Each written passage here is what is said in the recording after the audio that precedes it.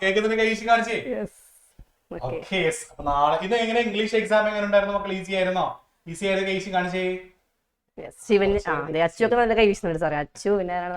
അപ്പൊ നമ്മള് നാളെ നമ്മുടെ സബ്ജക്ട് എഴുതാൻ പോവാ, ബിസിനസ് സ്റ്റഡീസിന്റെ കൊമേഴ്സ് സബ്ജക്ട്. നമ്മൾ നാളെ ആദ്യമായിട്ട് നമ്മുടെ ഗവൺമെന്റ് ക്വസ്റ്റ്യൻ പേപ്പർ എഴുതാൻ പോവാണ്. ഇവരെ സംബന്ധിച്ച് ഫസ്റ്റ് എക്സാം ആണല്ലോ ബിസിനസ് സ്റ്റഡീസിന്റെ.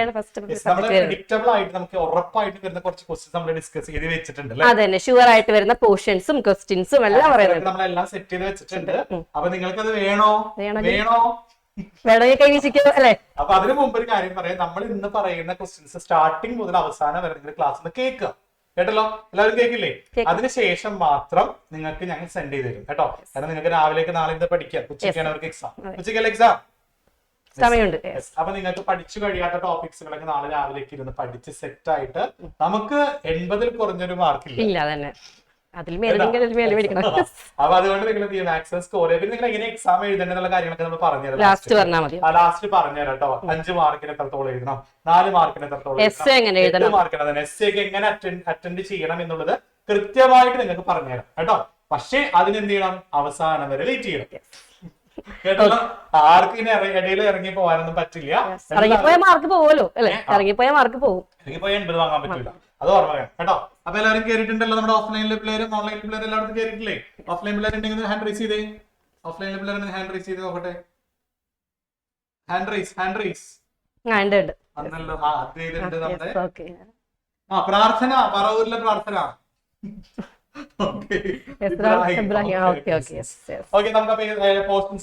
പോർഷൻസ് എന്ന് പറയുമ്പോൾ നമുക്ക് സാറേ ഫസ്റ്റ് ഡേം ഉണ്ട്, സെക്കൻഡ് ഡേം ഉണ്ട് അല്ലേ? അപ്പൊ നമുക്ക് ആദ്യം സെക്കൻഡ് ഡേം കുറച്ചും കൂടി ഇമ്പോർട്ടൻസ് കൊടുത്തിട്ട് 5 ചാപ്റ്റർ ഉണ്ട്. സെക്കൻഡ് ടേമിനായിരിക്കും ഓൾമോസ്റ്റ് കൂടുതലും ക്വസ്റ്റ്യൻസ് വരുന്നത്. ഫസ്റ്റ് ടേം ഒഴിവാക്കരുത്, അതിന് ഉറപ്പായിട്ടും ക്വസ്റ്റ്യൻ ഉണ്ടാവും. വെയിറ്റേജ് എന്നാലും ഓൾമോസ്റ്റ് കൂടുതൽ സെക്കൻഡ് ടേമിലായിരിക്കും. അപ്പൊ നമുക്ക് സെക്കൻഡ് ടേം സ്റ്റാർട്ട് ചെയ്യുന്നത് തന്നെ 4th ചാപ്റ്ററിൽ നിന്നാണ് അല്ലെ? 4 to 8 ആണ് നമ്മുടെ സെക്കൻഡ് ടേമിന്റെ portions. Chapter name business services, emerging modes of business, social responsibilities of business and business ethics, formation of a company, source of business finance. ഇതാണ് നമ്മുടെ 4 ചാപ്റ്ററുകൾ, 5 ചാപ്റ്ററുകൾ അല്ലെ? അപ്പൊ ഈ 5 ചാപ്റ്ററുകൾ കൂടുതൽ ഫോക്കസ് ചെയ്യുന്നത് ഇന്ന് കരുതിയ ആദ്യത്തെ 3 ചാപ്റ്റർ നിങ്ങൾ സ്കിപ്പ് ചെയ്യരുത്. കാരണം അതിൽ ഏറ്റവും ഇമ്പോർട്ടന്റ് ആയ ചാപ്റ്റർ സെക്കൻഡ് ചാപ്റ്റർ. അത് 8 മാർക്ക് എസ് ഉണ്ടാവും. അപ്പൊ അതുകൊണ്ട് അതും കൂടി നിങ്ങൾ എന്ത് ചെയ്യണം? ഫോക്കസ് ചെയ്യണം. ഓക്കെ, നമുക്ക് ആദ്യം ഈ ചാപ്റ്റർ കവർ ചെയ്താലോ? ഓക്കെ, നമുക്ക് ബിസിനസ് സർവീസസ് 4th ചാപ്റ്റർ ആദ്യം കവർ ചെയ്യാം അല്ലെ? എന്താണ് ബിസിനസ് സർവീസസ്? ബിസിനസ് സർവീസസ് ആണ് നമ്മുടെ 4ാമത്തെ ചാപ്റ്റർ. ഇതിലൊക്കെ നമുക്ക് ഈസി ആയിട്ട് എങ്ങനെ പോയിന്റ്സ് പഠിക്കാൻ നമുക്ക് നോക്കാം അല്ലെ? അതായത് ഒരു സർവീസിന്റെ ബിസിനസ് നേച്ചർ, ക്യാരക്ടറിസ്റ്റിക്സ്. ഒരു ബിസിനസ് സർവീസിന്റെ സവിശേഷതകൾ എന്തൊക്കെയാണ് ടീച്ചർ എന്ന് പറഞ്ഞു? ഫസ്റ്റ് വരാണെങ്കിൽ ഹെറ്ററോജീനിയസ് മീൻസ് ഇൻകൺസിസ്റ്റന്റ് ആണ് അല്ലെ? ഡിഫറെന്റ് കസ്റ്റമേഴ്സിന് ഡിഫറെന്റ് ആയിട്ട് സർവീസ് കിട്ടുന്നു. അതേപോലെ ഇൻവെന്ററി ആണ്, നമുക്ക് ഒരിക്കലും സർവീസ് ഗുഡ്സ് സ്റ്റോക്ക് ചെയ്യണ പോലെ സ്റ്റോക്ക് ചെയ്യാൻ പറ്റുന്നില്ല. അതേപോലെ ഇൻസെപ്പറേറ്റബിലിറ്റി ആണ്, നമുക്കത് സെപ്പറേറ്റ് ചെയ്യാൻ പറ്റുന്നില്ല. പിന്നെ കസ്റ്റമേഴ്സിന്റെ ഇൻവോൾവ്മെന്റ് വേണം.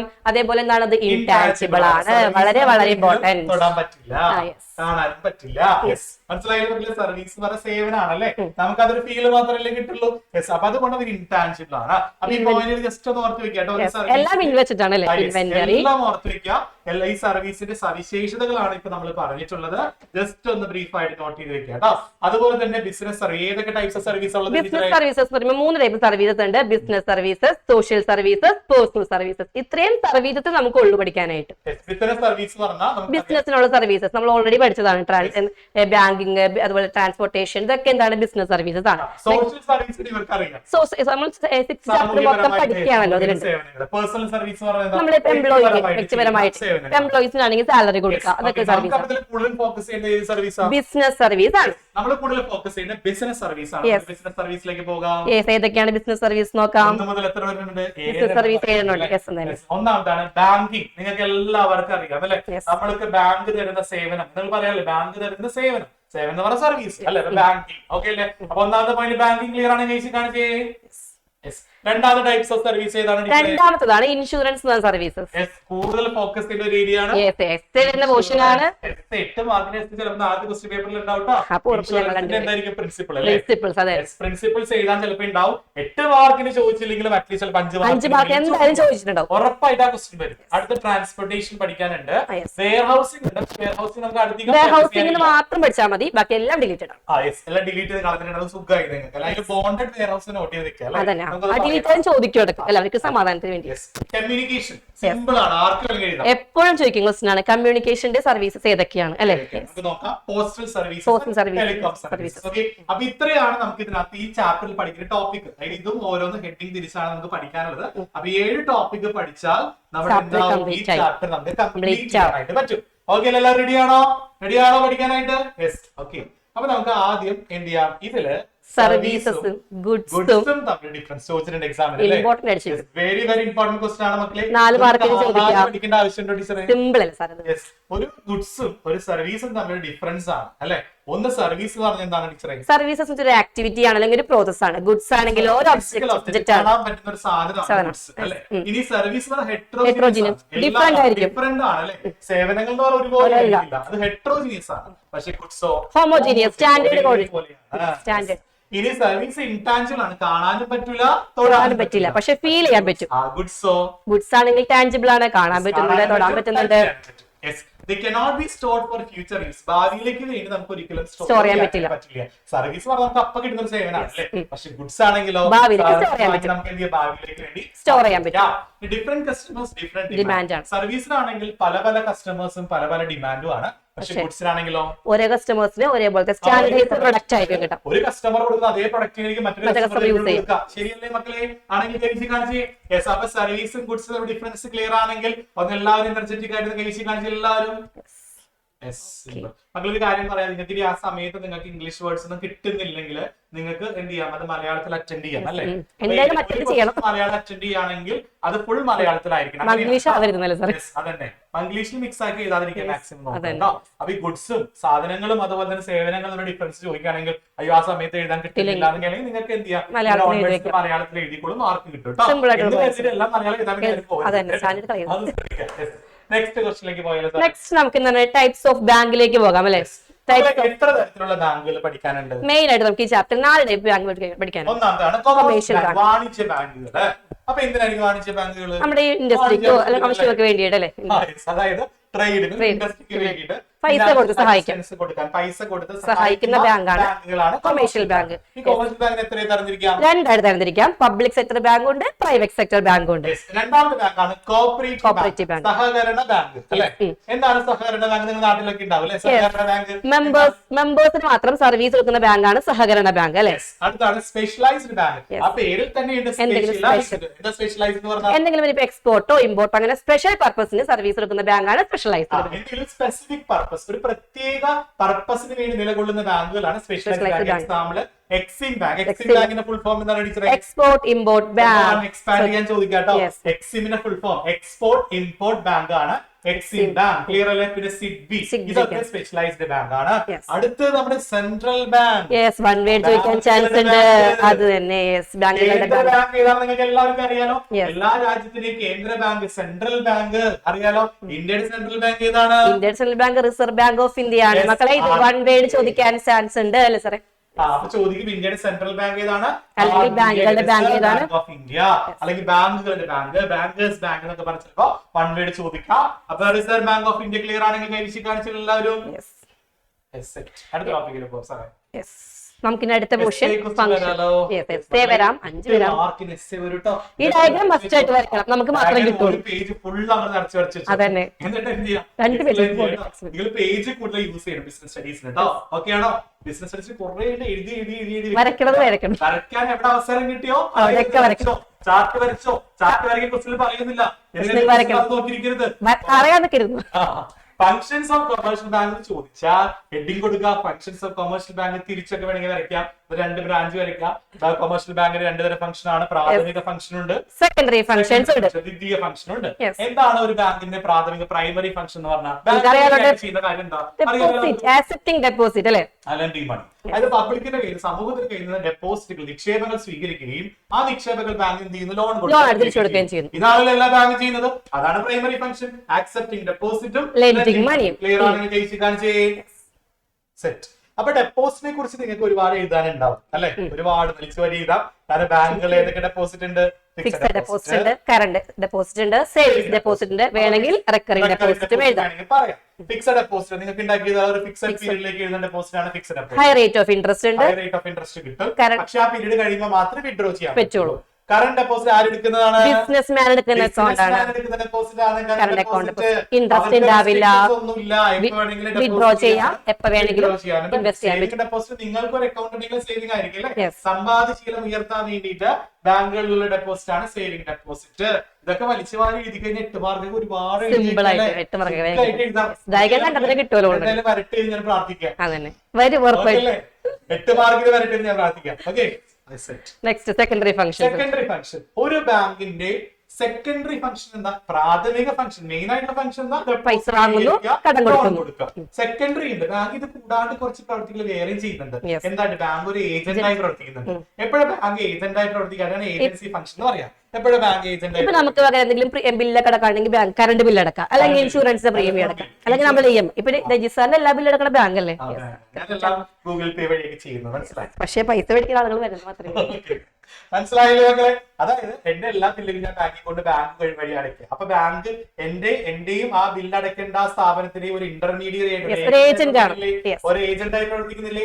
അപ്പൊ അതിനെയാണ് ഏജൻസി ഫംഗ്ഷൻ എന്ന് പറയാം. ക്ലിയർ ആണെങ്കിലും എനർജറ്റിക് ആയിട്ട് കൈവശി കാണിച്ചേ.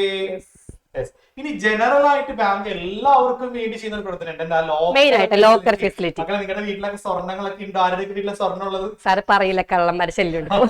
കുറുവാ സംഘത്തിന് പേടിച്ച് ആരും പറയില്ല. രജിസ്റ്റർ എല്ലാം കൂടെ വെച്ചേക്ക. മക്കളെ ഗോൾഡ് ആരെങ്കിലും വീട്ടില് കണ്ടുവച്ചിട്ടില്ല. മക്കളെ ഗോൾഡ് ഉണ്ടോ? ശിവന്റെ വീട്ടിൽ. പബ്ലിസിറ്റി എടുത്ത്. ആരുടെ വീട്ടിലുള്ളത്? പിന്നെ മരിയുടെ വീട്ടിലുണ്ടെന്ന്. ശ്രീദേവിയുടെ വീട്ടിലുണ്ട്. ശ്രീദേവി സ്ഥലം കൂടി പറഞ്ഞു കൊടുക്കും, വേഗം വന്നോളൂ. അപ്പൊ ഈ സ്വർണ്ണങ്ങളൊക്കെ നമ്മൾ വീട്ടിൽ വെക്കരുത് കേട്ടോ. അത് എവിടെ കൊണ്ടുവെക്കണം? ലോക്കറിൽ വെക്കണം. ലോക്കറിൽ കൊണ്ടുവെക്കണം, സൂക്ഷിക്കണം നമ്മള്. അപ്പൊ അങ്ങനെ ബാങ്ക് നമുക്ക് ലോക്കർ ഫെസിലിറ്റി തരുന്നില്ലേ? അതൊരു ജനറൽ യൂട്ടിലിറ്റി ഫംഗ്ഷൻ, ജനറൽ ആയിട്ട് എല്ലാവർക്കും കൊടുക്കുന്ന ഒരു കാര്യമാണ്. ക്ലിയർ ആണെങ്കിൽ അത് കൈവശിക്കാൻ. അതേപോലെ ATM ഫെസിലിറ്റി വേണമെങ്കിൽ പറയാം അല്ലെ? നമുക്ക് ATM. മക്കളെ കൊമേഴ്ഷ്യൽ ബാങ്കിന്റെ ഫംഗ്ഷൻ ഒറ്റയടിക്ക് നമ്മൾ ഒരു ചാർട്ടിലൂടെ പഠിച്ചു. 8 മാർക്കിന് ചോദിച്ചാൽ ചാർട്ട് വരയ്ക്കണം. ഓക്കെ അല്ലേ? വരയ്ക്കൂലേ? സ്റ്റാറ്റിസ്റ്റിക്സ് അല്ല, ബിസിനസ് സ്റ്റഡീസിൽ ചാർട്ട്.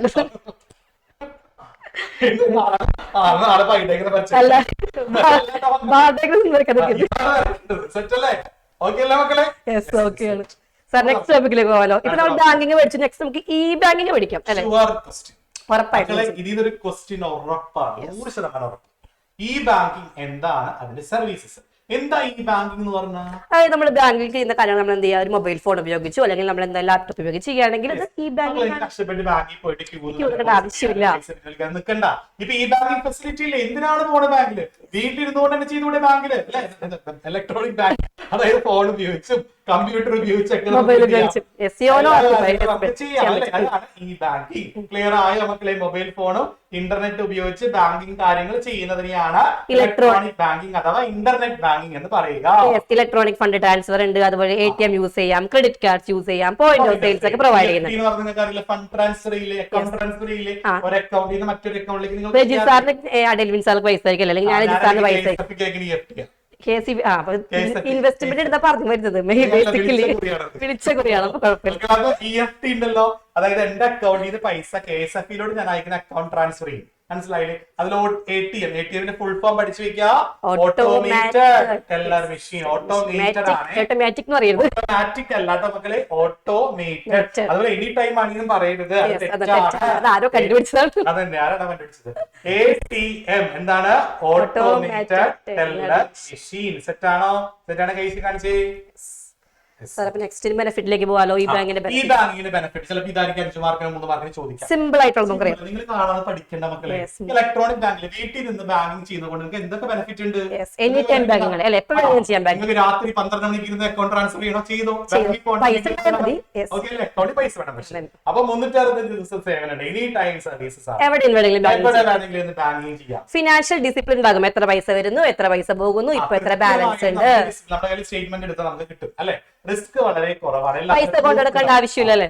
അതുപോലെ വർക്ക് ലോഡ് ഓൺ ബ്രാഞ്ചസിൽ പോയിട്ട് അവർക്ക് തലവേദന ഉണ്ടാക്കേണ്ട ആവശ്യമില്ലല്ലോ. നിങ്ങൾ ബുദ്ധിമുട്ടുണ്ടാക്കരുത്. നിങ്ങൾ കഷ്ടപ്പെട്ട് പോയി ബാങ്കിലൊക്കെ വന്ന് അവിടെ തെറി വിളിച്ചിട്ടുണ്ടോ പൈസ കിട്ടാൻ അങ്ങനെ ഒന്നും ഉണ്ടാക്കരുത്. അവർക്ക് അത് അവർക്ക് സമാധാനമായിട്ട് ഇരുന്നോട്ടെ, നമുക്ക് വീട്ടിൽ നിന്ന് കാര്യങ്ങൾ ചെയ്യാം. ഓക്കെ അല്ലേ? അപ്പൊ ബ്രാഞ്ചുകളിലുള്ള ആളുകൾക്ക് വർക്ക് ലോഡ് കുറയ്ക്കാനായിട്ട് പറ്റും. ക്ലിയർ ആണെങ്കിൽ ഒന്ന് കൈ കാണിച്ചേ. നാളെ ഈ ബാങ്കിങ്ങിന്റെ അഡ്വാൻറ്റേജസ്, ഗുണങ്ങൾ എന്തൊക്കെയാണ് എന്ന് ചോദിച്ചാൽ മക്കളെ ഇതൊന്നും കാണാതെ പഠിക്കേണ്ട ഒരു ആവശ്യമില്ല കേട്ടോ മക്കളെ. എല്ലാവർക്കും അറിയാലോ. സെറ്റല്ലേ? ഒന്ന് കൈവശി കാണിച്ച് എല്ലാവരും എനർജറ്റിക് ആയിട്ട് കൈവശി കാണിച്ചേ. Yes, okay. സാറേ ഇനി നമുക്ക് കുറച്ചും കൂടി ഇമ്പോർട്ടന്റ് ആയിട്ടുള്ള എസ് ചോദിക്കുന്ന ടോപ്പിക്കിലേക്ക് പോയാലോ? essay question എടുത്ത് പോവാം. അപ്പൊ നമ്മുടെ ബാങ്കിങ് കഴിഞ്ഞല്ലോ. യെസ്, ബാങ്കിങ് കഴിഞ്ഞു. ഫസ്റ്റ് സർവീസ് കഴിഞ്ഞു. ഒന്നാമത്തെ സർവീസ് ബാങ്കിങ് കഴിഞ്ഞു. രണ്ടാമത്തെ സർവീസ് ഏതാണ്? ഇൻഷുറൻസ് ആണ്. Yes, insurance. എനിക്ക് ഇൻഷുറൻസ് ഭയങ്കര ഇഷ്ടമാണ്. ഇൻഷുറൻസ് ഇഷ്ടമല്ലേ? എത്ര ഇൻഷുറൻസ് ഉണ്ട് ചോദിക്കും. Insurance is A method of averaging risk. Risk വരികയാണെങ്കിൽ റിസ്ക് കുറയ്ക്കാൻ വേണ്ടി ഉപയോഗിക്കുന്ന ഒരു സർവീസ് ഏതാണെന്ന് ചോദിച്ചാൽ ഇൻഷുറൻസ് എഴുതണം. ഹിൻഡ്രൻസസ് ഓഫ് റിസ്ക് പഠിച്ചിട്ടില്ലേ മക്കളെ? ഫസ്റ്റ് ചാപ്റ്ററിൽ റിസ്ക് കുറയ്ക്കാൻ വേണ്ടി യൂസ് ചെയ്യുന്നത് ഏതാണ്? ഇൻഷുറൻസ് ആണ്. സൗണ്ട് കേൾക്കുന്നുണ്ടെങ്കിൽ കേൾക്കുന്നില്ലേ? കേൾക്കുന്നു. അപ്പൊ ഹിൻഡ്രൻസസ് ഓഫ് റിസ്ക് നിങ്ങൾക്ക് എല്ലാവർക്കും അറിയാം. ദാറ്റ് ഈസ് ഇൻഷുറൻസ് ആണ്. ഇൻഷുറൻസിൽ രണ്ട് പാർട്ടി ഉണ്ടായിരിക്കും, ഇൻഷുററും ഇൻഷുവേർഡും. ഇപ്പൊ മിസ് ടീച്ചർക്ക് ഒരു ഇൻഷുറൻസ് കമ്പനി ഉണ്ട്. ഞാൻ അവിടെ പോയിട്ട് ഇൻഷുറൻസ് എടുക്കുകയാണെങ്കിൽ ഞാൻ ആരാണ് മക്കളെ? ഇൻഷുവേർഡ് ആണ്. ആരാണോ ഇൻഷുറൻസ് എടുക്കുന്ന വ്യക്തിനെ ഇൻഷുവേർഡ് എന്ന് പറയും. ഇൻഷുറൻസ് കമ്പനിനെ ഇൻഷുറർ എന്ന് പറയും. ക്ലിയർ ആണെങ്കിൽ കഴിച്ച് കാണിച്ചേ. ക്ലിയർ ആണെങ്കിൽ കഴിച്ച് കാണിച്ചേ. ഇൻഷുറൻസ് എടുക്കുന്ന വ്യക്തി ഇൻഷുർ, കമ്പനി ഇൻഷുറർ. ഓക്കെ ആണോ? റർ ആണ് കമ്പനി. ഓക്കെ ആണോ മക്കളെ? റർ ആണ് കമ്പനി. ഓക്കെ അല്ലേ? സെറ്റ് ആണെങ്കിൽ എനർജി പോരല്ലേ? നല്ലത് സാറേ അങ്ങനെ പറയരുത്. നമ്മളെ പിള്ളേര് ഒന്ന് കൈ വീശി പിള്ളേരെ. ആര് വീശുന്നില്ല. അടുത്ത ആരുമില്ലാത്ത ബാക്കി പ്രിൻസിപ്പിൾസ് മക്കളെ. ബാക്കി ഉണ്ടെങ്കിൽ 8 മാർക്ക്. 8 മാർക്കിന് എസ്. പിന്നെ അല്ലെങ്കിൽ 5 മാർക്കിന്. 8 മാർക്കിനൊക്കെ ചോദിക്കുകയാണെങ്കിൽ 7 എഴുതൊന്നും വേണ്ട. ചിലപ്പോ 4 എഴുതാൻ ഓൾറെഡി പറയാം. 4 അല്ലെങ്കിൽ എണ്ണം പറയും. അല്ലെങ്കിൽ ഏതൊക്കെ എഴുതണ്ടെന്നും പറയും. ആ 4 5 എഴുതിയാൽ പക്ഷെ നിങ്ങൾ ഏതാണ് പഠിക്കണം മക്കളെ. അപ്പൊ ഞാനൊരു എളുപ്പവഴി പറഞ്ഞുതരാം. കുറച്ച് ലെങ്തി ആക്കാൻ വേണ്ടിട്ട് ആദ്യം ഇൻഷുറൻസ് എന്താണെന്ന് എഴുതാം. അതിന്റെ പ്രിൻസിപ്പിൾ എഴുതാം. വേണമെങ്കിൽ ഇൻഷുർ എഴുതാം, ഇൻഷുർഡ് എഴുതാം അല്ലെ? മക്കളെ ഒരു കാര്യം ശ്രദ്ധിക്കണേ. 8 മാർക്കിനൊക്കെ ചോദിച്ചാൽ ആദ്യം എന്ത് പറയാം? Insurance is the agreement between insurer and insured. ഇൻഷുററും ഇൻഷുർഡും തമ്മിലുള്ള ഒരു എഗ്രിമെന്റ് ഉടമ്പടിയാണ് ഇൻഷുറൻസ്. ആവറേജിംഗ് റിസ്ക് ആണ്. ആവറേജിംഗ് റിസ്ക് ആണ്. The following are the principle of insurance എന്ന് പറഞ്ഞിട്ട് സൈഡിലേക്ക് എഴുതരുത്. താഴോട്ട് എഴുതരുത്. അപ്പൊ ഒന്നാമത്തെ, രണ്ടാമത്തെ, മൂന്നാമത്തെ അങ്ങനെ 7 അങ്ങനെ എഴുതാം. എന്നിട്ട് എന്ത് ചെയ്യാ? 4 എക്സ്പ്ലെയിൻ ചെയ്യാൻ പറഞ്ഞിട്ടുണ്ടെങ്കിൽ എന്ത് ചെയ്യാ? ഓരോന്നും ഹെഡിങ് തിരിച്ച് 4 അങ്ങനെ എക്സ്പ്ലെയിൻ ചെയ്താൽ ഫുൾ മാർക്ക് ഏത് ടീച്ചർക്ക് തരാതിരിക്കാൻ പറ്റും? എല്ലാ ടീച്ചർമാരും ഫുൾ മാർക്ക് തരും, ഉറപ്പാണ്. ഓക്കെ അല്ലേ മക്കളെ? ഓക്കെ ആണ് കൈസി കാണിച്ച് സെറ്റ്. അപ്പൊ നമുക്ക് ഇൻഷുറൻസ് പ്രിൻസിപ്പിലേക്ക് പോകാലോ. 7 പ്രിൻസിപ്പിൾ ഉണ്ട്. ഇതിനെ കുറിച്ച് നമുക്ക് വേഗത്തിൽ ഒന്ന് പറയാം. ഒന്നാമത്തെ പ്രിൻസിപ്പിൾ അറ്റ്മോസ്റ്റ് ഗുഡ് ഫെയ്ത്ത് ആണ്.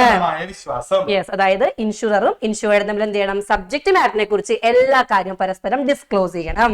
അതായത് ഞാനിപ്പോ എന്തിനെ കുറിച്ചാണ് ഇൻഷുറൻസ് എടുക്കുന്നത്? ഹെൽത്ത് ഇൻഷുറൻസ് എടുക്കണമെങ്കിൽ എനിക്ക് എന്തെങ്കിലും അസുഖങ്ങളൊക്കെ ഉണ്ടെങ്കിൽ അത് കൃത്യമായിട്ട് ഞാൻ പറഞ്ഞിട്ടുണ്ടാവണം. അല്ലാതെ എന്റെ അസുഖം മറച്ചു വെച്ചിട്ട് ഇൻഷുറൻസ് എടുത്തിട്ട് അത് ക്ലെയിം ചെയ്യാൻ പോയാൽ എനിക്ക് കിട്ടൂല. മനസ്സിലായില്ലേ? ഇത് കിട്ടും. അപ്പൊ അറ്റ്മോസ്റ്റ് ഗുഡ് ഫെയ്ത്ത്, ഉത്തമമായ വിശ്വാസം പരസ്പരം ഉണ്ടായിരിക്കണം. ക്ലിയർ ആയോ?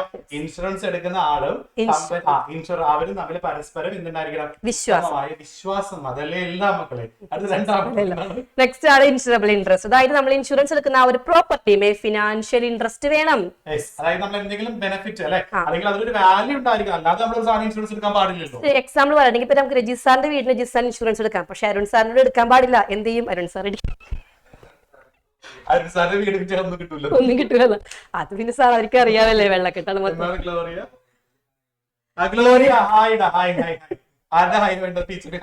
Gloria hi. അടുത്ത മൂന്നാമത്തെ പ്രിൻസിപ്പിൾ ആണ് ഇൻഡെമിനിറ്റി. ഇൻഡെമിനിറ്റി എന്ന് പറഞ്ഞാൽ നഷ്ടസാധ്യത. മക്കളെ, ഈ ഒരു പ്രിൻസിപ്പിള് ഏതിന് മാത്രം ബാധകമല്ല? ലൈഫ് ഇൻഷുറൻസിന് മാത്രം ബാധകമല്ല. സാധ്യത അർത്ഥം ഒരാൾ ജീവൻ പോയിട്ട് അതിന് നഷ്ടത്തിന്റെ മെഷർ ചെയ്യാൻ പറ്റൂല. ഓക്കെയാണോ? ഒരാൾ മരിച്ചു പോയിട്ടുണ്ടെങ്കിൽ അയാളുടെ ആ മരണത്തിന് നമുക്ക് പകരം വെക്കാൻ വേറെ ഒന്നുമില്ല. എത്ര പൈസ കിട്ടിയിട്ടും കാര്യമില്ല. ഓക്കെ അല്ല മക്കളെ? അപ്പൊ നമ്മുടെ ലൈഫ് ഇൻഷുറൻസിന് ബാധകമല്ലാത്ത പ്രിൻസിപ്പിൾ ഏതാണ്? വൺ വേർഡ് ചിലപ്പോൾ ചോദിക്കാം. ഏതാണ്? ഇൻഡെമിനിറ്റി. ലൈഫ് ഇൻഷുറൻസിന് ബാധകമല്ലാത്ത പ്രിൻസിപ്പിൾ ആണ് ഇൻഡെമിനിറ്റി. ഓർത്ത് വെക്കാൻ മക്കളെ, നിർബന്ധമായിട്ട് പഠിച്ചു വെക്കുക. വൺ വേർഡ് ചോദിക്കാൻ ചാൻസ് ഉണ്ട്. നെക്സ്റ്റ് പോകാലോ. അടുത്തത് പ്രോക്സിമേറ്റ് കോസ്റ്റ് അല്ലെങ്കിൽ കോസ്റ്റ് ഓഫ് പ്രോക്സിമ, അങ്ങനെ പറയാം. Proximate cost. കോസ്റ്റ് എന്ന് പറഞ്ഞാൽ തന്നെ നമുക്കറിയാം കാരണം അല്ലെ? ഇൻഷുറൻസ് കൊടുക്കണമെങ്കിൽ എന്ത് വേണം? അവിടെ ഏറ്റവും ഇമ്പോർട്ടന്റ് കാരണം വേണം. രണ്ടോ ഉണ്ടെങ്കിൽ നമ്മൾ എന്ത് ചെയ്യും? ഏറ്റവും മോസ്റ്റ് ഇമ്പോർട്ടന്റ് കാരണം മാത്രം നമ്മൾ പരിഗണിക്കുന്നുള്ളൂ അല്ലെ? അതായത് ഇപ്പൊ ഒരു വീട് കത്തിപ്പോയി, അതായത് സെയിം ടൈം തന്നെ എന്ത് സംഭവിച്ചു? വെള്ളപ്പൊക്കം വന്നു. അത് വേണം. അപ്പൊ രണ്ട് കാര്യങ്ങളില്ല മക്കള്. കത്തിപ്പോവുക വെള്ളത്തിൽ അത് വേണ്ടല്ലേ. വേണ്ട, അപ്പൊ വെള്ളം കിട്ടും. ഏതെങ്കിലും രണ്ട് കാര്യങ്ങൾ ഓക്കെ അല്ലേ, വേറെ രണ്ട് കാര്യങ്ങൾ കൊണ്ട് നമുക്ക് നഷ്ടം സംഭവിച്ചാൽ അതിൽ ഏതാണോ കറക്റ്റ് ആയിട്ടുള്ള പ്രോപ്പറും അതുപോലെ തന്നെ കൃത്യമായിട്ടുള്ള കോസ്റ്റ്, ആ നഷ്ടത്തിന് മാത്രമേ ഇൻഷുറൻസ് കമ്പനി നമുക്ക് എന്ത് തരുള്ളൂ, എമൗണ്ട് തരുള്ളൂ, ക്ലെയിം തരുള്ളൂ. ക്ലിയർ ആയ മക്കളെ? സെറ്റാണ് കാണിച്ച്, ക്ലിയർ ആണ് കാണിച്ച്.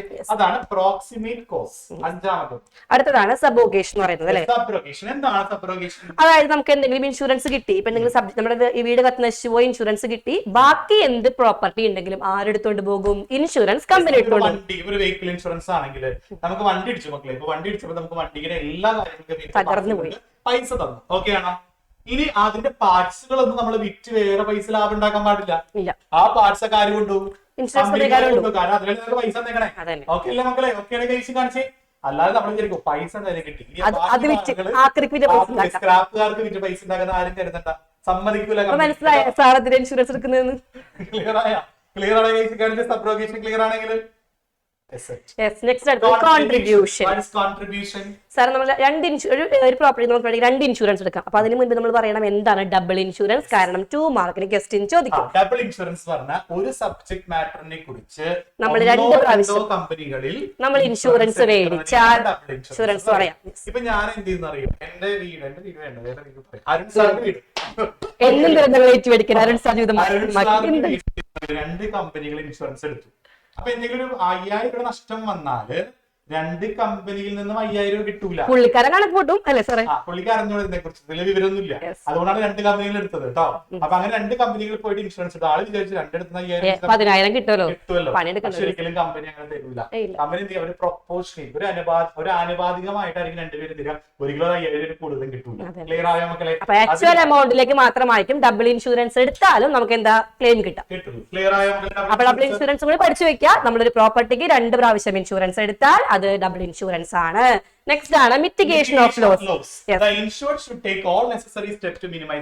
അതായത് ഇപ്പോൾ വീട് കത്തുകയാണെങ്കിൽ വീട് കത്താതെ കണ്ട് ആസ്വദിക്കരുത്, കൈകൊട്ടി വീട് കത്തുന്നുണ്ടല്ലേ ഇൻഷുറൻസ് കിട്ടുമല്ലോ എന്ന് ആലോചിച്ചാൽ നമ്മള് അടിപൊളിയായിട്ട് സന്തോഷിച്ചിരിക്കരുത്. നമ്മൾ എന്ത് ചെയ്യണം, വെള്ളം കൊണ്ട് ഒഴിക്കണം. വെള്ളം കൊണ്ട് ഒഴിച്ച് അതിന് ലോസ് നികത്താൻ നോക്കണം.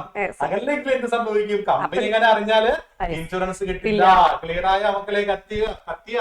കത്തിക്കരുത്, മനസ്സിലായില്ലേ? ക്ലിയർ ആയില്ലേ? സെറ്റാണ് അങ്ങനെ കത്തിക്കാറേ ഇങ്ങനെയൊക്കെ ഐഡിയ ഡൗട്ട് ഉണ്ടോ? ഈ ടോപ്പിക്കിൽ ഡൗട്ട് ഉണ്ടോ? ഈ 7 ടോപ്പിക്കിൽ ആർക്കും ഡൗട്ട് ഹാൻഡ് റൈസ് ചെയ്തേ.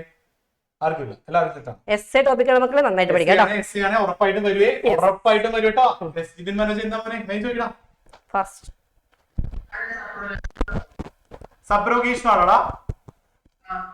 After claim insured will pass all his right of ownership. അതായത് നമുക്ക് ഇൻഷുറൻസ് ക്ലെയിം കിട്ടിക്കഴിഞ്ഞാൽ നമുക്ക് എന്തിനാണോ ക്ലെയിം കിട്ടിയത് ആ സാധനം മൊത്തം കമ്പനിക്ക് കൊടുക്കണം. അല്ലാതെ അതുണ്ടാക്കി നമ്മൾ വീണ്ടും പൈസ ഉണ്ടാക്കാന്ന് വിചാരിക്കണ്ട. സത്യാ? ഓക്കെ. അർജുൻ എന്താടാ അടുത്ത ടോപ്പിക്കിൽ സമയത്തില്ലേ അർജുൻ?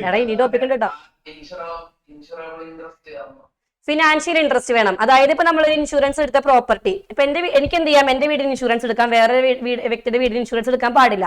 നമ്മൾ ഇൻഷുറൻസ് എടുക്കുമ്പോൾ ആ ഒരു പ്രോപ്പർട്ടിയിൽ നമുക്ക് എന്തെങ്കിലും ഫിനാൻഷ്യൽ ബെനിഫിറ്റ് കിട്ടണം. നന്നായിട്ട് ഇല്ല.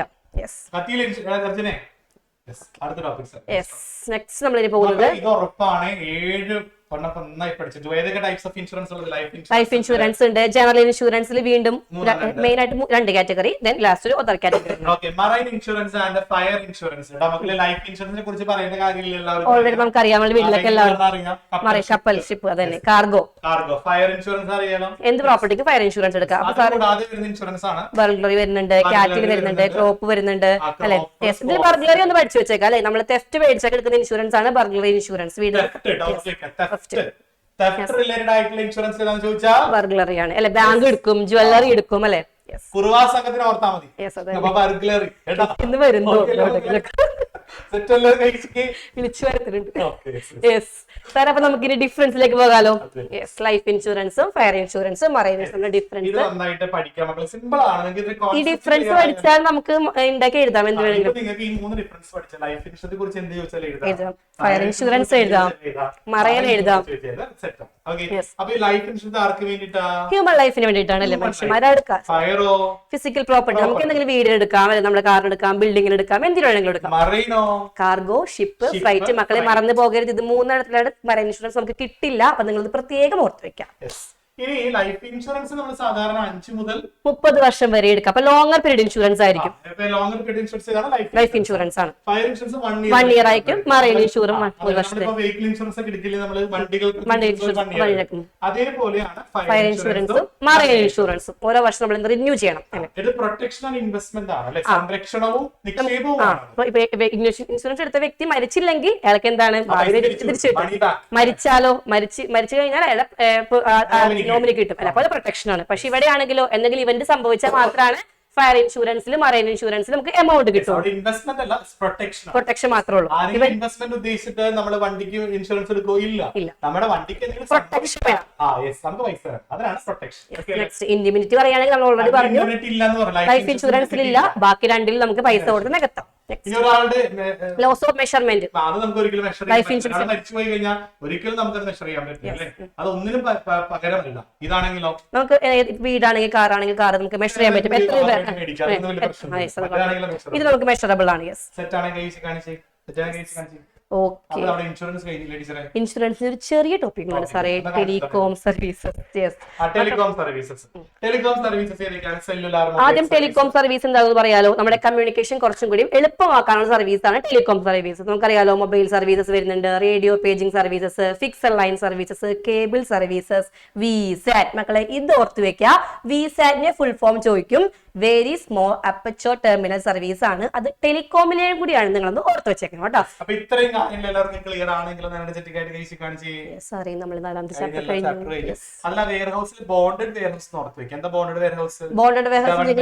അതായത് നമ്മൾ എക്സ്പോർട്ട് ചെയ്യുന്ന ഗുഡ്സ് നമ്മൾ ടാക്സ് അടക്കുന്നത് മുൻപ് വരെ നമ്മൾ സൂക്ഷിക്കുന്ന വെയർഹൗസ് ആണ് ബോണ്ടഡ് വെയർഹൗസ്. മക്കളെ അത് നമ്മുടെ പോർഷനിൽ ഇല്ലെങ്കിൽ പോലും ചോദിക്കാറുണ്ട്. അപ്പൊ ബോണ്ടഡ് വെയർഹൗസ് നിങ്ങൾ നോക്കി വെക്കാം. അപ്പോൾ വെയർഹൗസിൽ എന്ത് ക്വസ്റ്റ്യൻ വന്നാലും ഉത്തരം ബോണ്ടഡ്. ക്ലിയർ ആയ മക്കളെ? സെറ്റല്ലേ? Bonded, BONDED. ബോണ്ട് അല്ലാട്ടോ, ബോണ്ടഡ്. ഓക്കെ അല്ലേ? അടുത്ത ചാപ്റ്ററിലേക്ക് പോകാം. നെക്സ്റ്റ് ആണ് എമർജിംഗ് മോഡ്സ് ഓഫ് ബിസിനസ്. ബിസിനസിന്റെ എമർജിംഗ് മോഡ്സിലോട്ട് നമ്മൾ പോകും. പുതിയ കാര്യങ്ങൾ. ഇതില് ചെറിയൊരു ചാപ്റ്റർ ആണ് അല്ലേ? ഇത് സിമ്പിൾ ചാപ്റ്റർ ആണ്. പക്ഷേ നമുക്ക് എന്താണ് കുറച്ച് കാര്യങ്ങൾ ശ്രദ്ധിക്കാനുണ്ടല്ലോ സാറേ. ഇ കൊമേഴ്സ് ഉണ്ട്. ഈ ബിസിനസ് പറയുമ്പോൾ നമ്മൾ എന്താണ് ബിസിനസ് എല്ലാ ആക്ടിവിറ്റി. ബിസിനസ് എന്ന് പറയുമ്പോൾ ഗുഡ്സ് ആൻഡ് സർവീസ് വിൽക്കുന്നുണ്ട്, അഡ്വർടൈസ്മെന്റ് ഉണ്ട്, മാർക്കറ്റിംഗ് ഉണ്ട്. അപ്പൊ അങ്ങനെ എല്ലാ ആക്ടിവിറ്റി നമ്മൾ ഇന്റർനെറ്റിലൂടെ ചെയ്യുകയാണെങ്കിൽ അത് ഈ ബിസിനസ് ആണ്. ഗുഡ്സ് വിൽക്കുക അല്ലെ? കസ്റ്റമേഴ്സിന് വിൽക്കുന്നു. ഏതൊക്കെയാണ്? ഫ്ലിപ്കാർട്ട്, ആമസോൺ. അറിയാലോ? ഇതൊക്കെ ഇ കോമേഴ്സ് സൈറ്റിലാണ്. വാങ്ങുകയും വിൽക്കുകയും ചെയ്യുന്ന ഇന്റർനെറ്റ് സഹായത്തോടു കൂടിയാണ് ഇ കോമേഴ്സ്. സെറ്റ് ആണെങ്കിൽ കഴിച്ച് കാണിച്ച്, ക്ലിയർ ആണെങ്കിൽ കഴിച്ച് കാണിച്ച് എല്ലാവരും. പുതിയ കുട്ടികളുടെ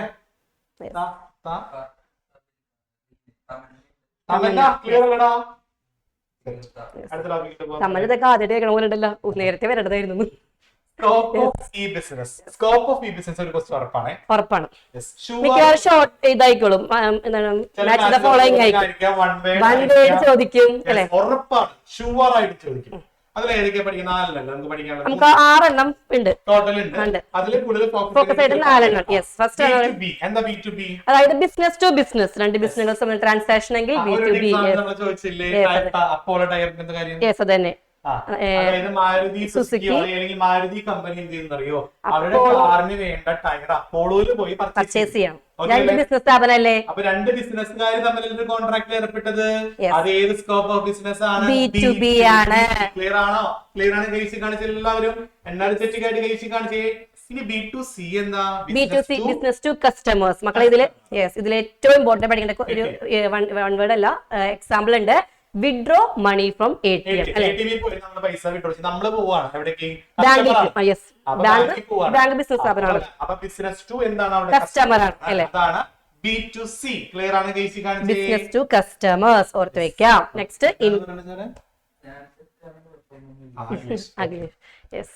Okay. Intra B commerce. എന്താ ഇൻട്രാബി കൊമേഴ്സ് പറഞ്ഞാൽ? അതായത് നമുക്ക് ഒരു രണ്ട് ഡിപ്പാർട്ട്മെന്റ് കമ്മ്യൂണിക്കേറ്റ് ചെയ്യാം.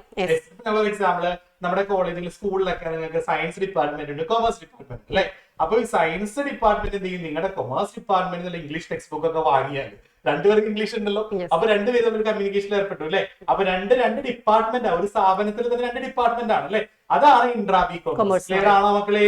ക്ലിയർ ആണ്? കഴിച്ച് കാണിച്ചേ. സെറ്റ് ആണ് കഴിച്ച്. നെക്സ്റ്റ് നമുക്ക് അടുത്ത B2E ലേക്ക് പോകാം അല്ലെ.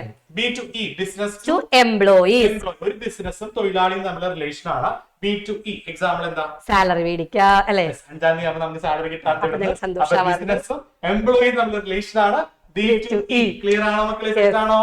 സെറ്റ് ആണ്? നമുക്ക് ഇത് കൊണ്ടുപോയിട്ടില്ലടാ. അടുത്താണ് B2G അല്ലെ. അതായത് ബിസിനസ്സും ഗവൺമെന്റ് നമ്മുടെ ട്രാൻസാക്ഷൻ. ഇപ്പൊ എക്സാമ്പിൾ പറയുകയാണെങ്കിൽ ടാക്സ് അടയ്ക്കുക, അല്ലെങ്കിൽ എന്തെങ്കിലും ലൈസൻസ് വേണ്ടി അപ്ലൈ ചെയ്യുക, അതൊക്കെയാണ് B2G. C2C എന്താ? C2C means കസ്റ്റമറും.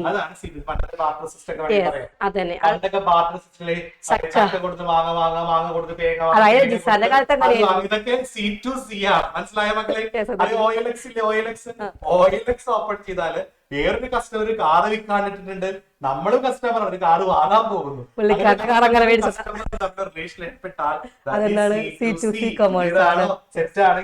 അതിന്റെ എക്സാമ്പിൾസ് ഓർത്ത് വെക്കുക. eBay, OLX ഒക്കെ എന്താണ് അതിന്റെ എക്സാമ്പിൾസ് ആണ്. കസ്റ്റമറും കസ്റ്റമറിനുള്ള ട്രാൻസാക്ഷൻ. ഉറപ്പാണ്. 5 മാർക്കും ചോദിക്കാം, അല്ലെങ്കിൽ 4 മാർക്ക് ചോദിക്കാം. ട്രഡീഷണൽ ബിസിനസ്, പണ്ടത്തെ ബിസിനസ്, കടയിൽ പോയി സാധനങ്ങൾ വാങ്ങുന്ന ബിസിനസ്സും ഈ ബിസിനസ്സും തമ്മിലുള്ള സാധനങ്ങൾ മേടിക്കില്ലേ, അവ തമ്മിലുള്ള വ്യത്യാസം ചോദിച്ചേക്കാം.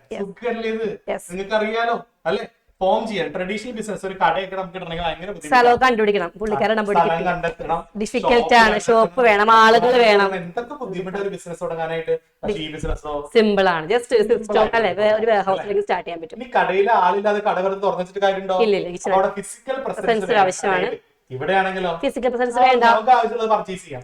അടുത്ത cost of setting up, setting cost കൂടുതൽ ട്രഡീഷണൽ. അതന്നെ, ബിൽഡിംഗ് വേണം, പ്ലാന്റെ കാര്യങ്ങളൊക്കെ നോക്കണ്ടേ. ചെലവില്ല, കുറവാണ്. ഇനി ഓപ്പർച്യൂണിറ്റി ഫോർ ഇന്റർപേഴ്സണൽ ടച്ച്, അതായത് ഗുഡ്സ് നമുക്ക് കസ്റ്റമറുമായിട്ടുള്ള ആ ഒരു ടച്ച് ഇല്ലേ, അത് എവിടെ കൂടുതൽ ട്രഡീഷണൽ ബിസിനസ്സിൽ. അത് നമുക്കറിയാം, കടക്കാരനും കടയിൽ വരുന്ന ആളും തമ്മിൽ ഒരു റിലേഷൻഷിപ്പ് ഉണ്ട്. പക്ഷേ ഈ ബിസിനസ്സിൽ അങ്ങനെ ഉണ്ടോ? ഇല്ല. ഇനി ഈസ് ഓഫ് ഗോയിങ് ഗ്ലോബൽ, ഗ്ലോബലിലേക്ക് പോകാൻ പറ്റുന്നത് വളരെ കുറവാണ്. ഇവിടെയാണെങ്കിൽ നമുക്ക് ഈസി ആയിട്ട് നമുക്ക് ഗ്ലോബലിൽ പോകാം. റിസ്ക് എവിടെയാ കുറവ്? റിസ്ക് കൂടുതൽ ഇവർക്ക് അനുഭവം ഉണ്ടാവുമല്ലോ സാറേ. ട്രഡീഷണൽ ബിസിനസ് ആകുമ്പോൾ മക്കളെ നമ്മൾ കണ്ടുപോയി മേടിക്കുമ്പോൾ റിസ്ക് കുറവായിരിക്കും. സാറെങ്ങനെ പാഴ്സൽ നമ്മുടെ തൃശ്ശൂര് എക്സിബിഷനൊക്കെ പോകുമ്പോഴേ നമുക്ക് എന്ത് ചെയ്യാം, അച്ചാർ നമുക്ക് കൂട്ടിയിട്ട് ടേസ്റ്റ് ചെയ്ത് നോക്കിയിട്ട് ഇഷ്ടമുള്ള അച്ചാർ മേടിക്കാം. ഇപ്പൊ സാറിനെ സാമ്പിൾ കൊടുക്കണമെന്ന് അറിയുന്നത്. ഇപ്പൊ ഇല്ലാതെ സാമ്പിൾ അത് സാറിനെ കണ്ടിട്ടാണ് ഞാൻ പറഞ്ഞില്ലേ. മനസ്സിലായില്ലേ മക്കളെ? അപ്പൊ അതാണ് ട്രഡീഷണൽ ബിസിനസ്. പക്ഷേ ഈ ബിസിനസ് ആരെങ്കിലും അച്ചാർ ടച്ച് ചെയ്ത് നോക്കാൻ പറ്റുമോ? മനസ്സിലായില്ലേ? റിസ്ക് വളരെ കൂടുതലാണ്. പിന്നെ അതുപോലെ നമ്മൾ ആഗ്രഹിച്ച സാധനമായിരിക്കില്ല വീട്ടിൽ വരുമ്പോഴേ, വീട്ടിൽ വരുമ്പോൾ നമ്മൾ ഉദ്ദേശിച്ച സാധനമായിരിക്കും റിട്ടേൺ ചെയ്യേണ്ടി വരും. അങ്ങനെ കുറച്ച് റിസ്കുകളൊക്കെ കൂടുതലാണ്. ഇവിടെ തന്നെ അനുഭവം സാറേ, അമ്മയ്ക്ക് ചുരിദാർ ഓർഡർ ചെയ്തിട്ട് പാന്റ് വന്ന കഥ ഉണ്ടായിട്ടുണ്ട്. നമ്മുടെ ആന്റിയുടെ വീട്ടിലല്ലേ സാറേ? എന്റെ വീട്ടിലുണ്ടായിരുന്നു ഇതുപോലെ. അതെ, ഞാനെന്താ അറിയോ, പിസ്തില്ലേ, അത് ഓർഡർ ചെയ്തു. പിന്നെ വേറെ എന്തോ ഒരു കുരുവാണ് വന്നത്, ഈന്തപ്പഴം ബാക്കി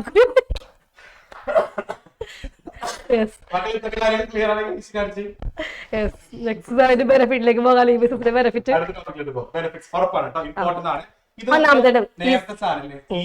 ഈ ബാങ്കിങ്ങിന്റെ ഏകദേശം സെയിം ആണ് കേട്ടോ. അപ്പൊ രണ്ടിനും ഒരൊറ്റ ആൻസർ പഠിച്ച സുഖം. അതെ, കുറച്ച് പോയിന്റ്സ് ഒക്കെ ഏകദേശം ഈ ബാങ്കിങ് എന്ന് പറഞ്ഞാൽ ഇലക്ട്രോണിക് ബാങ്ക്, വീട്ടിൽ നിന്ന് തന്നെ ബാങ്കിങ് ചെയ്യാം. ഈ ബിസിനസ് വീട്ടിൽ നിന്ന് സാധനങ്ങൾ പർച്ചേസ് ചെയ്യാം. ഇത് ഫോം ചെയ്യാൻ വളരെ എളുപ്പമാണ്, വളരെ കൺവീനിയൻസ് ആണ്, അവൈലബിൾ ആണ്. മണിക്കൂർ സാധനങ്ങൾ പർച്ചേസ് ചെയ്യാം. നിങ്ങളൊക്കെ ഇത് കഷ്ടപ്പെട്ട് പർച്ചേസ് ചെയ്യുന്നുണ്ടാവും, പാരന്റ്സ് ആയിരിക്കും പൈസ കൊടുക്കുന്നുണ്ടാവും അല്ലേ. അടുത്തത് സ്പീഡാണ്, അതായത് ഒറ്റ മൗസിൽ ഇപ്പൊ മൗസ് വേണ്ട, ഫോൺ മതിയല്ലോ. ടച്ച് ചെയ്യണം. ഗ്ലോബൽ റീച്ച് ആണ്, എല്ലാവരിലേക്കും എത്താൻ ചാൻസ്. അതായത് നമുക്ക് ബില്ലൊന്നും പേപ്പറിൽ മേടിക്കണ്ട, ജസ്റ്റ് നമുക്ക് മൊബൈൽ എല്ലാ സമ്മറി, എത്ര പ്രൊഡക്റ്റ് വാങ്ങിച്ചു, എത്ര ഷോപ്പിംഗ് കാർട്ടിൽ എന്നൊക്കെ അറിയാൻ പറ്റും. നെക്സ്റ്റ് അടുത്തതാണ് ലിമിറ്റേഷൻ ഓഫ് ഈ ബിസിനസ്. ഇതും നമുക്കറിയാം. ഈ ബിസിനസിന് ചില പരിമിതികളുണ്ട് മക്കളെ. ഒന്നാമത്തത് പേഴ്സണൽ ടച്ച് ഇല്ല, കസ്റ്റമറായിട്ട് ഒരു ബന്ധമില്ല, പ്രൊഡക്റ്റ് നോക്കി മേടിക്കാൻ പറ്റില്ല അല്ലെ. പിന്നെ ടെക്നോളജി, അതായത് വാങ്ങുന്ന ആൾക്കും വിൽക്കുന്ന ആൾക്കും അതായത് ആ ഒരു ടെക്നോളജി യൂസ് ചെയ്യാനുള്ള ഒരു അത് വേണം. ഇപ്പൊ നമ്മളുടെ നമുക്ക് പറ്റുമല്ലോ സാറേ. ഇപ്പൊ എന്റെ അപ്പൂപ്പന് നമുക്കൊന്നും പറ്റില്ല സാറേ. പറ്റില്ല. അവര് കടയിൽ പോയി സാധനം മേടിച്ചാലേ തൃപ്തിയാവും. Technical capacity. നെക്സ്റ്റ് അടുത്ത് പീപ്പിൾ അസിസ്റ്റൻസ്. പല ആളുകൾക്ക് വന്ന് പേടിയാണ്, ഫോൾട്ട് ആണ് വരുന്നത്. നെക്സ്റ്റ് എത്തിക്കൽ ഫോളോവേഴ്സ്, നമ്മളെ പറ്റിക്കാൻ ചാൻസ് ഉണ്ട്. നിയമപരമായിട്ട് നമുക്ക് പറ്റിക്കാനൊക്കെ ചാൻസ് ഉണ്ട്. ഇതൊക്കെയാണ് limitations. നിങ്ങൾ അനുഭവത്തിൽ കണ്ട് എഴുതാ, അത്രേ ഉള്ളൂ. ലാസ്റ്റ് ടോപ്പിക് ആണെങ്കിൽ ഓൺലൈൻ ട്രാൻസാക്ഷൻ എന്ന് പറഞ്ഞാൽ ഇത് തന്നെ നമ്മൾ ബയ്യറും സെല്ലറും എന്താണ് ഓൺലൈനിലൂടെ ട്രാൻസാക്ഷൻസ് കണ്ടക്ട് ചെയ്യുകയാണെങ്കിൽ ഓൺലൈൻ ട്രാൻസാക്ഷൻ ആണ്. നമുക്കറിയാം, നമ്മളിപ്പോ സാധനങ്ങളൊക്കെ പർച്ചേസ് ചെയ്യുമ്പോൾ നമ്മൾ പേയ്മെന്റ് കൊടുക്കുമ്പോഴേ ഏതൊക്കെ രീതിയിലുള്ള പേയ്മെന്റ് കൊടുക്കാം. ഇത് മക്കളെ ഓർത്ത് വെക്കുക. ഓൺലൈൻ ട്രാൻസാക്ഷന്റെ പേയ്മെന്റ് ഓപ്ഷൻസ് ആണ് ചോദിക്കാറുള്ളത്. COD, cash on delivery. വേണമെങ്കിൽ നെറ്റ് ബാങ്ക് ട്രാൻസ്ഫർ ചെയ്യാം, debit card, digital cash use ചെയ്യാം. ഇതൊക്കെയാണ് എല്ലാവരുടെ വീട്ടിലുണ്ടാവും. ഞാൻ ഏതൊക്കെ പേയ്മെന്റ് ഓപ്ഷൻ ചെയ്യാമെന്ന് ചോദിച്ചാൽ എഴുതി വെക്കുക, വളരെ ഇമ്പോർട്ടന്റ് ആണ്. ഓഫ്ലൈനിലെ കുട്ടികൾ വേറെ പിന്നെ ഹാൻഡ് റൈസ് ചെയ്തേ, ഒന്നുകൂടെ ഹാൻഡ് റൈസ് ചെയ്ത് ഓഫ്ലൈൻ കുട്ടികൾ ഒന്നുകൂടെ ഹാൻഡ് റൈസ് ചെയ്യാമോ? പ്രാർത്ഥന ആരൊക്കെയായിരുന്നു? ഹാൻഡ് റൈസ് ചെയ്ത് വേഗം വേഗം, സമയം കളയരുത്. ഇനി പോർഷൻ ഉണ്ട്. ഹാൻഡ് റൈസ് ചെയ്ത് പിള്ളേര് ശ്രേയക്ക് കാലിന് പരിക്കൊക്കെ മാറിയില്ലേ? സെറ്റ് ആയില്ലേ? സെറ്റ് ആയിട്ടുണ്ട്. മിലൻ എവിടെ? മിലൻ എവിടെ? ഞാൻ കണ്ടുപിടിക്കണം. അവിടെ ഉണ്ടല്ലേ. നെക്സ്റ്റ് നമുക്ക് ഇനി 6th ചാപ്റ്ററിലേക്ക് പോകാലോ. Social responsibility of business and business ethics. അപ്പൊ നമ്മൾ 4 പറഞ്ഞു, 5 പറഞ്ഞു. 6ാമത്തെ ചാപ്റ്റർ ആണ് സോഷ്യൽ റെസ്പോൺസിബിലിറ്റി, സമൂഹത്തിനോടുള്ള ഉത്തരവാദിത്തങ്ങൾ, കടമകൾ, ഒബ്ലിഗേഷൻസ് ഒക്കെ.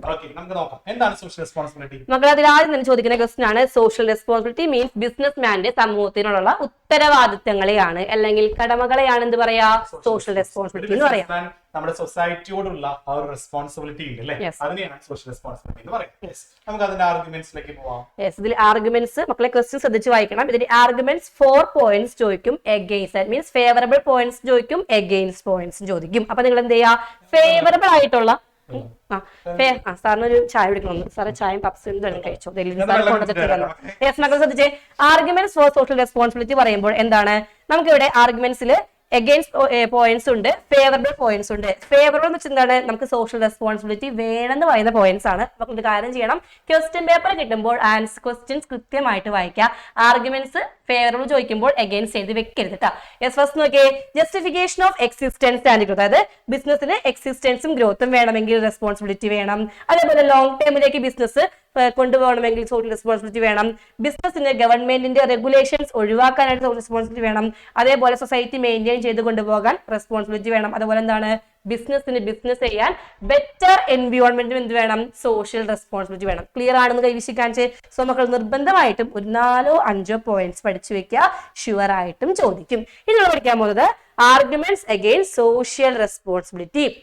സോഷ്യൽ റെസ്പോൺസിബിലിറ്റി വേണ്ട എന്ന് പറയുന്ന പോയിന്റ് എന്തൊക്കെയാണ് മക്കളെ? ഫസ്റ്റ് പറയുകയാണെങ്കിൽ നമ്മുടെ ബിസിനസിന്റെ ഒബ്ജക്റ്റീവ് എന്താണ്, പ്രോഫിറ്റ് മാക്സിമൈസ് ചെയ്യുക. അപ്പോൾ ഈ പോയിന്റിനെതിരാണ് എന്ത്, സോഷ്യൽ റെസ്പോൺസിബിലിറ്റി. അപ്പൊ അതുകൊണ്ട് അത് വേണ്ടെന്ന് പറയും. നെക്സ്റ്റ് കൺസ്യൂമേഴ്സിന് ബേർഡൻ ആയതുകൊണ്ട് സോഷ്യൽ റെസ്പോൺസിബിലിറ്റി വേണ്ടെന്ന് പറയും.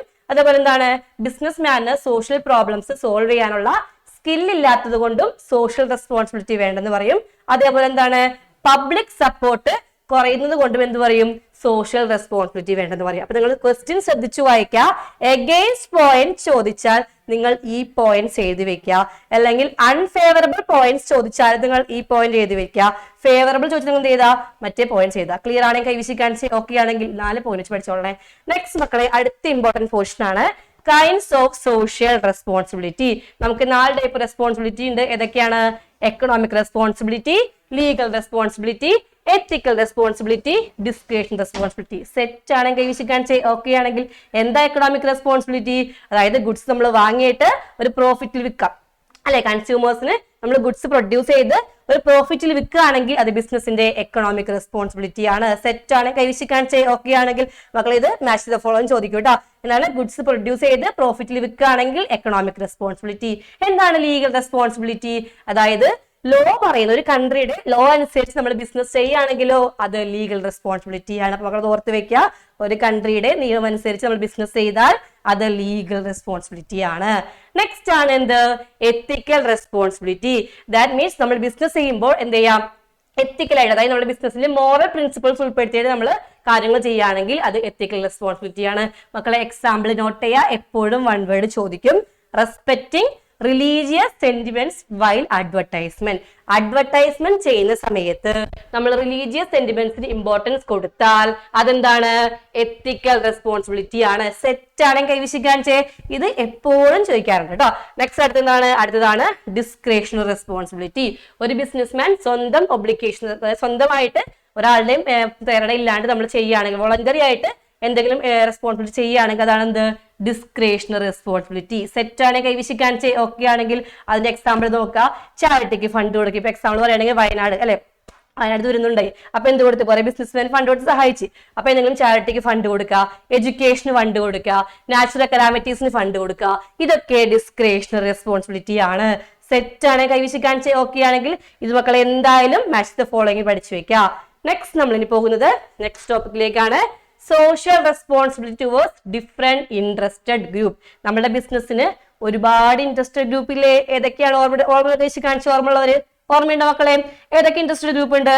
യെസ്, ഓണേഴ്സ് ഉണ്ട്, ഷെയർ ഹോൾഡേഴ്സ് ഒക്കെ ഉണ്ട്. നമ്മൾ ഫസ്റ്റ് പഠിക്കാൻ പോകുന്നത് ഓണേഴ്സിനോടും ഷെയർ ഹോൾഡേഴ്സിനോടും റെസ്പോൺസിബിലിറ്റി ആണ്. ഫസ്റ്റ് പറയുന്നത് മക്കളെ ലോങ് റേറ്റ് ഓഫ് റിട്ടേൺ. അവർ തന്ന ഷെയർസിന് കറക്റ്റ് ആയിട്ട് ലോങ് റണ്ണിലേക്ക് നമ്മൾ എന്ത് കൊടുക്കുക? റേറ്റ് ഓഫ് റിട്ടേൺ കൊടുക്കുക. അതേപോലെ അവരുടെ ഇൻവെസ്റ്റ്മെന്റിന് സേഫ്റ്റി കൊടുക്കുക, ഫിനാൻഷ്യൽ പൊസിഷൻസിന്റെ ഇൻഫർമേഷൻ കൊടുക്കുക. ഇതൊക്കെ എന്താണ്? ഒരു ബിസിനസ് ഷെയർ ഹോൾഡറോട് കാണിക്കേണ്ട റെസ്പോൺസിബിലിറ്റി ആണ്. സെറ്റ് ആണ് കൈവശം കാണിച്ചേ ഓക്കെ ആണെങ്കിൽ ഓക്കെ അല്ലേ? നെക്സ്റ്റ് പോകുന്നതാണ് വളരെ വളരെ ഇമ്പോർട്ടന്റ് ആണ്. ഒരു ബിസിനസ് എംപ്ലോയീസിനോടും വർക്കേഴ്സിനോടും കാണിക്കേണ്ട റെസ്പോൺസിബിലിറ്റി ആണ്. നോക്കാലോ. ഓക്കെ, എംപ്ലോയീസിനോടാണെങ്കിൽ എന്തൊക്കെ ചെയ്യണം? എംപ്ലോയീസിനോട് വർക്കേഴ്സിനാകുമ്പോൾ വർക്കിംഗ് കണ്ടീഷൻ കൊടുക്കുക. അതേപോലെ എന്ത് കൊടുക്കണം മക്കളെ? കറക്റ്റ് ആയിട്ട് സാലറി കൊടുക്കുക. അതേപോലെ ട്രെയിനിങ് ഒക്കെ കൊടുത്താൽ ഒരു പേഴ്സണൽ ഗ്രോത്ത് കൊടുക്കുക.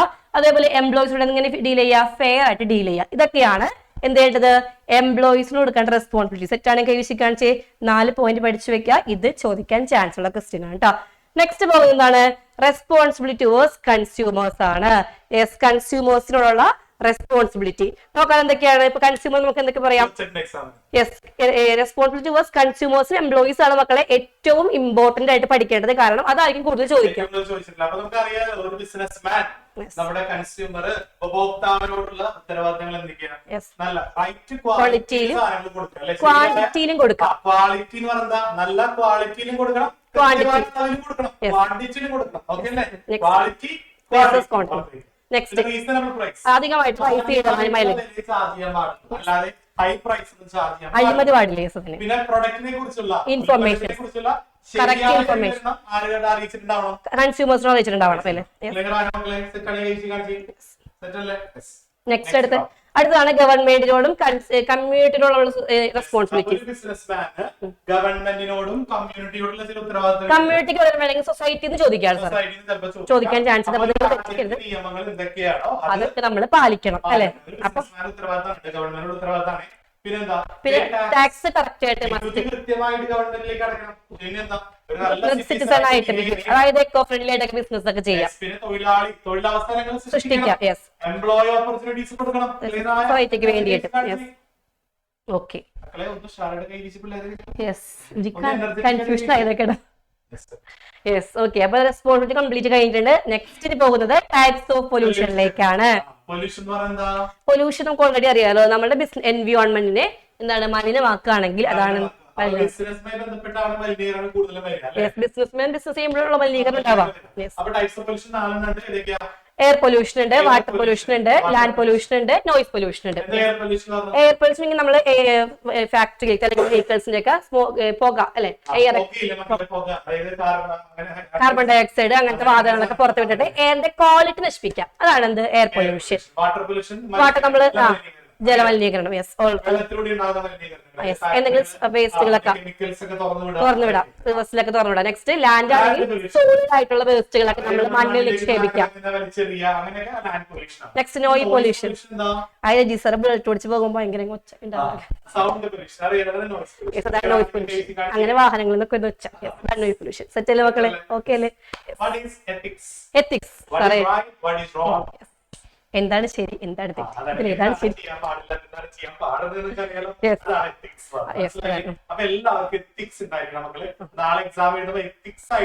അതായത് എത്തിക്സ് എന്ന് വെച്ചിട്ടുണ്ടെങ്കിൽ സാറേ ഞങ്ങൾ പല നോട്ടും തരും, അത് ഞങ്ങളടുത്ത് പല നോട്ടും തരും, അത് കറക്റ്റ് ആയിട്ട് നിങ്ങളെ കയ്യിലിരിക്കട്ടെ. എത്തിക്സ് നോട്ട് ചെയ്യാം. അപ്പൊ what is right, what is wrong ആണ് എത്തിക്സ് ആണ്, മോറൽ പ്രിൻസിപ്പിൾസ് എത്തിക്സ് ആണ്. എത്തിക്സിന്റെ എലമെന്റ്സ് നോക്കാം മക്കളെ. ആദ്യം വരുന്ന എത്തിക്സ് വരണം ടോപ്പ് മാനേജ്മെന്റ് എത്തിക്സ് ഉണ്ടെങ്കിലും എംപ്ലോയിക്ക് എത്തിക്സ് ഉണ്ടാവുള്ളൂ.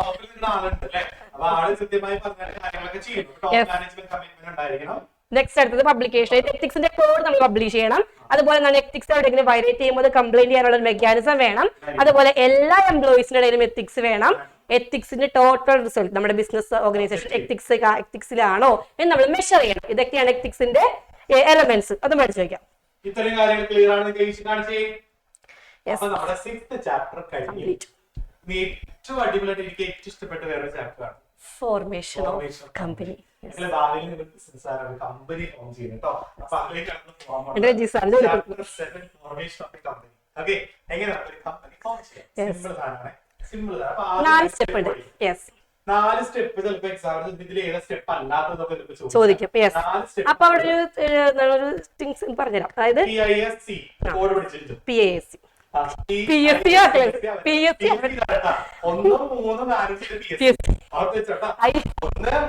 4 IPSC ഞാൻ PSC ചെയ്താ പോകുന്നു. അടിപൊളി. അപ്പൊ PSC ക്ലിയർ അല്ലേ? SP എന്ന് പറയുന്നത് പ്രമോഷൻ. യെസ്, പ്രമോഷൻ ആണ്. ഓർഡറിൽ തന്നെ പഠിക്കണം. അതാണ് ഞാൻ കോഡ് പറഞ്ഞത്. PSC നടുക്കുള്ള I പഠിച്ചിരിക്കുക. പിന്നെ പ്രമോഷൻ. I എന്ന് പറയുന്നതാണ് ഇൻകോർപ്പറേഷൻ. S എന്താണ് subscription of capital, commencement of business. Step അല്ലെങ്കിൽ സ്റ്റേജസ് ഒക്കെ ചോദിക്കുമ്പോൾ ചിലപ്പോൾ ചോദിക്കും. അപ്പൊ ഓർഡറിൽ തന്നെ വായ്പ പഠിച്ചിരിക്കലടാ. അതിന് കേൾക്കണ എന്ത് പറ്റി? വായ്പ പഠിച്ചിരിക്കണേ ക്ലിയർ അല്ലേടാ? സെറ്റല്ലേ? ക്ലിയർ ആണെന്ന് കൈവശിക്കാൻ ചെവരുത്. പറഞ്ഞ ക്ലിയർ ആണെങ്കിൽ പഠിച്ചിട്ടില്ല വെക്കാം. അവരെന്തോ കണ്ണിന് ഇഷ്യൂ ഉണ്ട്. കണ്ണ്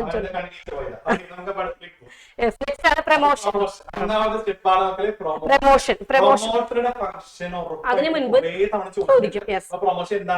പ്രമോഷൻ ചെയ്യുന്നതാണ് നമ്മളൊരു ബിസിനസ് ഐഡിയ കൊണ്ടുവരുന്നെങ്കിൽ business idea into existence. അതായത് ബിസിനസ് ഐഡിയ മനസ്സിൽ കൊണ്ടുവന്ന് നമ്മളുടെ എക്സിസ്റ്റൻസിലേക്ക് കൊണ്ടുവന്നാൽ അത് പ്രമോഷൻ ആണ്. പ്രമോട്ടർ എന്ന് വിളിക്കും.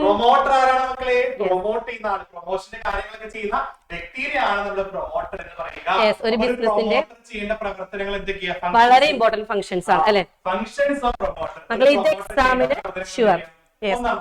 Identification of business opportunity. എന്ത് ബിസിനസ് സ്റ്റാർട്ട് ചെയ്യും അല്ലെ? നെക്സ്റ്റ് ആണ് ഫീസിബിലിറ്റി സ്റ്റഡി. അതിൽ 3 പോയിന്റ്സ് ഉണ്ട് മക്കളെ. 3ഉം ചോദിക്കാൻ ചാൻസ് ഉണ്ട്. അതായത്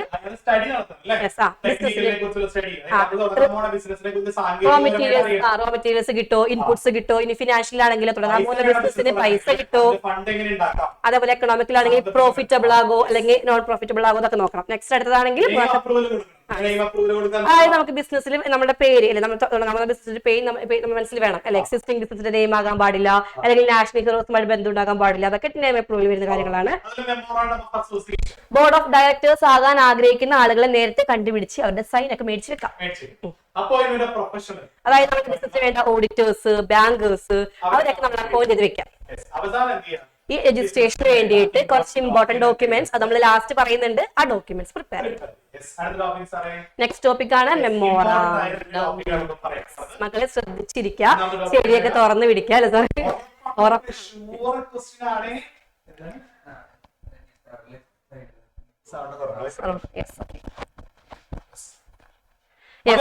മെമ്മോറാണ്ടം ഓഫ് അസോസിയേഷൻ. ചിലപ്പോ MOA എന്ന് ചോദിക്കും കേട്ടോ. ചോദിക്കും. അപ്പൊ വായം പൊളിച്ചിരിക്കരുത്.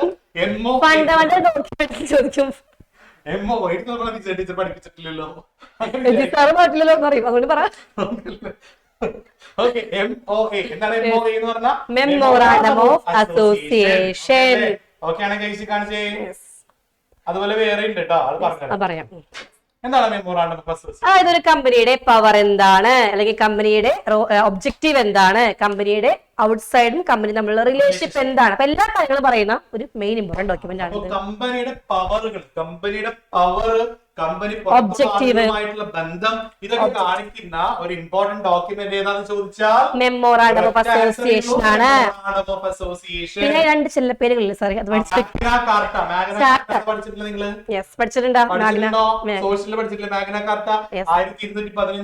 സാറേ സബ്ജക്ട് വിട്ട് പോകല, ഇനി പോർഷൻ ഉണ്ട്. അപ്പൊ മാഗ്ന കാർട്ട എന്ന് പറയുന്ന മെമ്മോറാണ്ടം ഓഫ് അസോസിയേഷൻ ആണ്. ക്ലിയർ ആണോ മക്കളെ? ചാർട്ടർ എന്ന് പറയട്ടെ മക്കളെ, ചാർട്ടർ എന്ന് പറയാം, മാഗ്ന കാർട്ട എന്ന് പറയാം. അതേപോലെ കമ്പനിയുടെ കോൺസ്റ്റിറ്റ്യൂഷൻ ഭരണഘടന എന്ന് പറയാം. ഭരണഘടന ഏതാണെന്ന് ചോദിച്ചാൽ മെമ്മോറാണ്ടം ഓഫ് അസോസിയേഷൻ ആണ്. കാണിച്ചേ. ഓക്കെ അല്ലേ മക്കളെ? നെക്സ്റ്റ് അടുത്ത് പോവാലോ. അടുത്തതാണ് 5 മാർക്കിന്റെ ക്വസ്റ്റ്യൻ.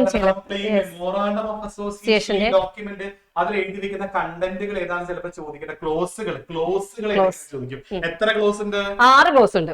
മക്കൾ ഇത് പഠിക്കാതെ പോവരുത്, ഉറപ്പാണ് മക്കൾ. Sure question. ഇത് ചോദിച്ചില്ലെങ്കിൽ സാർ രാജക്കുന്ന പറയുന്നത്.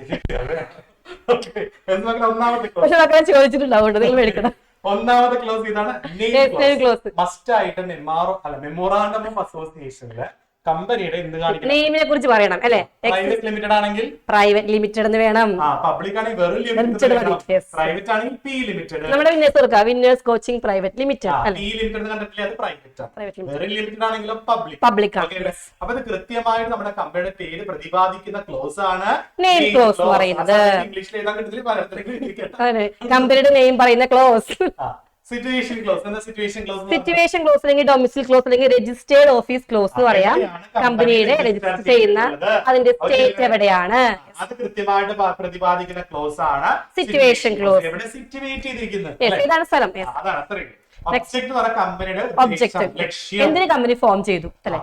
ലയബിലിറ്റി ബാധ്യത, എത്രത്തോളം ബാധ്യതയുണ്ട് അല്ലെ, എത്ര ഷെയറിനാണ് ബാധ്യതയുള്ളത്. Capital clause. അതായത് മെയിൻ ആയിട്ട് ശ്രദ്ധിക്കുക, ഓതറൈസ്ഡ് ക്യാപിറ്റൽ പറയുന്ന ക്ലോസ് ആണ് capital clause. Authorised capital maximum amount of capital. Authorised capital. Clear ആയോ മക്കളെ?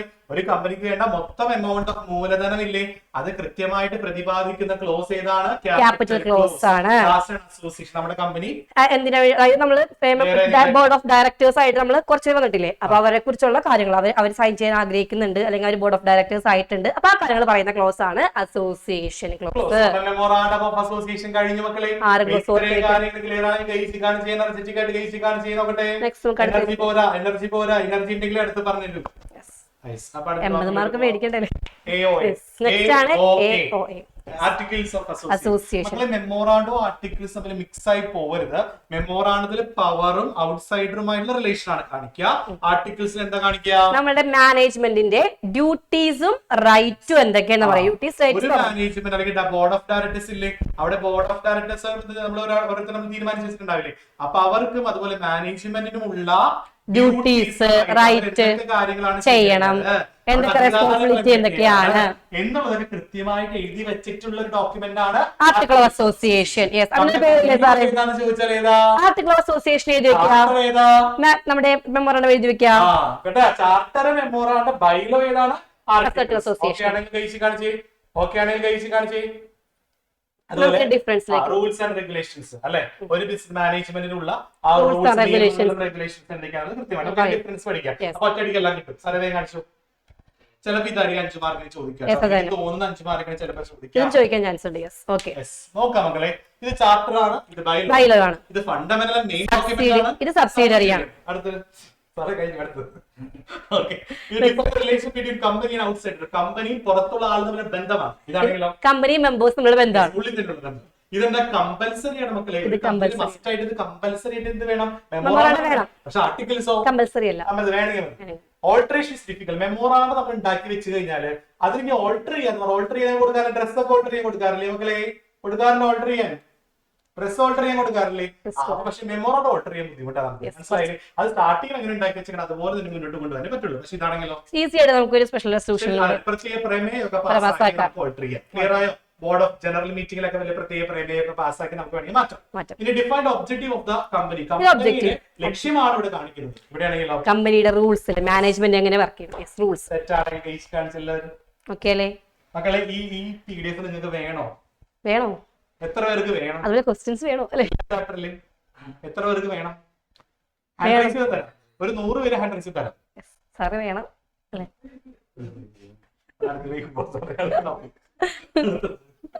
നെക്സ്റ്റ് അടുത്തത് ഡോക്യുമെന്റ്സ് റിക്വയർഡ് ഫോർ. നേരത്തെ പറഞ്ഞതാണ് നമുക്ക് ഇൻകോർപ്പറേഷൻ ആയിട്ട് കുറച്ച് ഡോക്യുമെന്റ്സ് ആരും പ്രിപ്പയർ ചെയ്യണം, പ്രൊമോട്ടർ പ്രിപ്പയർ ചെയ്യണം. ഡോക്യുമെന്റുകൾ വേണം.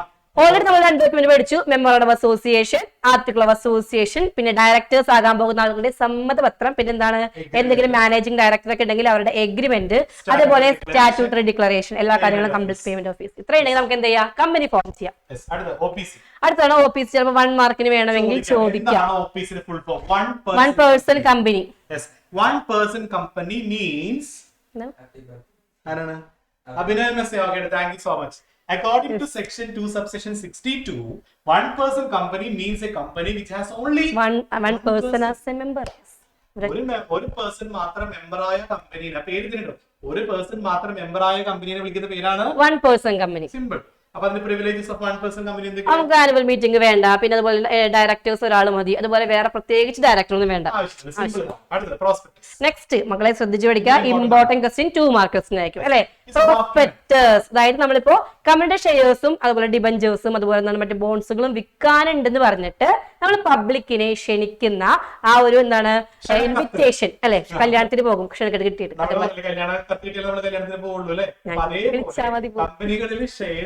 ഷെയറുകളെ കുറിച്ചുള്ള എല്ലാ കാര്യങ്ങളും അറിയിച്ചുകൊണ്ട് പബ്ലിക്കിലേക്ക് കൊടുക്കുന്ന ഇൻവിറ്റേഷൻ പ്രോസ്പെക്ടസ് ഓർത്ത് വെക്കുക മക്കൾ. പ്രോസ്പെക്ടസ് കഴിഞ്ഞു. നെക്സ്റ്റ് അടുത്ത ലാസ്റ്റ് ചാപ്റ്റർ മക്കളെ ഇതിന്നൊരു എസ്സേ പോർഷൻ ഉണ്ടായിരിക്കും. അപ്പൊ ശ്രദ്ധിച്ചിരിക്കോ. Business finance. എന്താണ് ഫിക്സഡ് ക്യാപിറ്റൽ, എന്താണ് വർക്കിംഗ് ക്യാപിറ്റൽ? അതായത് ഇപ്പൊ നമ്മുടെ ജിസാർ വീട് മേടിച്ചാൽ എന്ത് വേണം മക്കളെ, അതിന് എമൗണ്ട് വേണം. അതാണ് ഫിക്സഡ് ക്യാപിറ്റൽ. അതായത് നമ്മുടെ ഫിക്സഡ് അസറ്റ് വാങ്ങാൻ ഫിക്സഡ് ക്യാപിറ്റൽ. ഫിക്സഡ് അസറ്റ് അറിയാൻ അക്കൗണ്ടൻസിൽ ബിസിനസ് ആണ് ഞാൻ പറഞ്ഞിട്ടുണ്ട്. ആർക്കൊക്കെ ഫിക്സഡ് അസറ്റ് അറിയാത്തത് മക്കളെ? ഫിക്സഡ് അസറ്റ് അറിയാത്ത ആർക്കൊക്കെയാ? ഫിക്സഡ് അസറ്റ് എനിക്ക് ലാൻഡ്, ബിൽഡിംഗ്, മിഷനറി, ഫർണിച്ചർ ഇതൊക്കെ വാങ്ങാൻ വേണ്ടിയിട്ട് ഒരു കമ്പനിക്ക് വേണ്ട ക്യാപിറ്റൽ ആണ് ഫിക്സഡ് ക്യാപിറ്റൽ. ഓക്കെ അല്ലേ?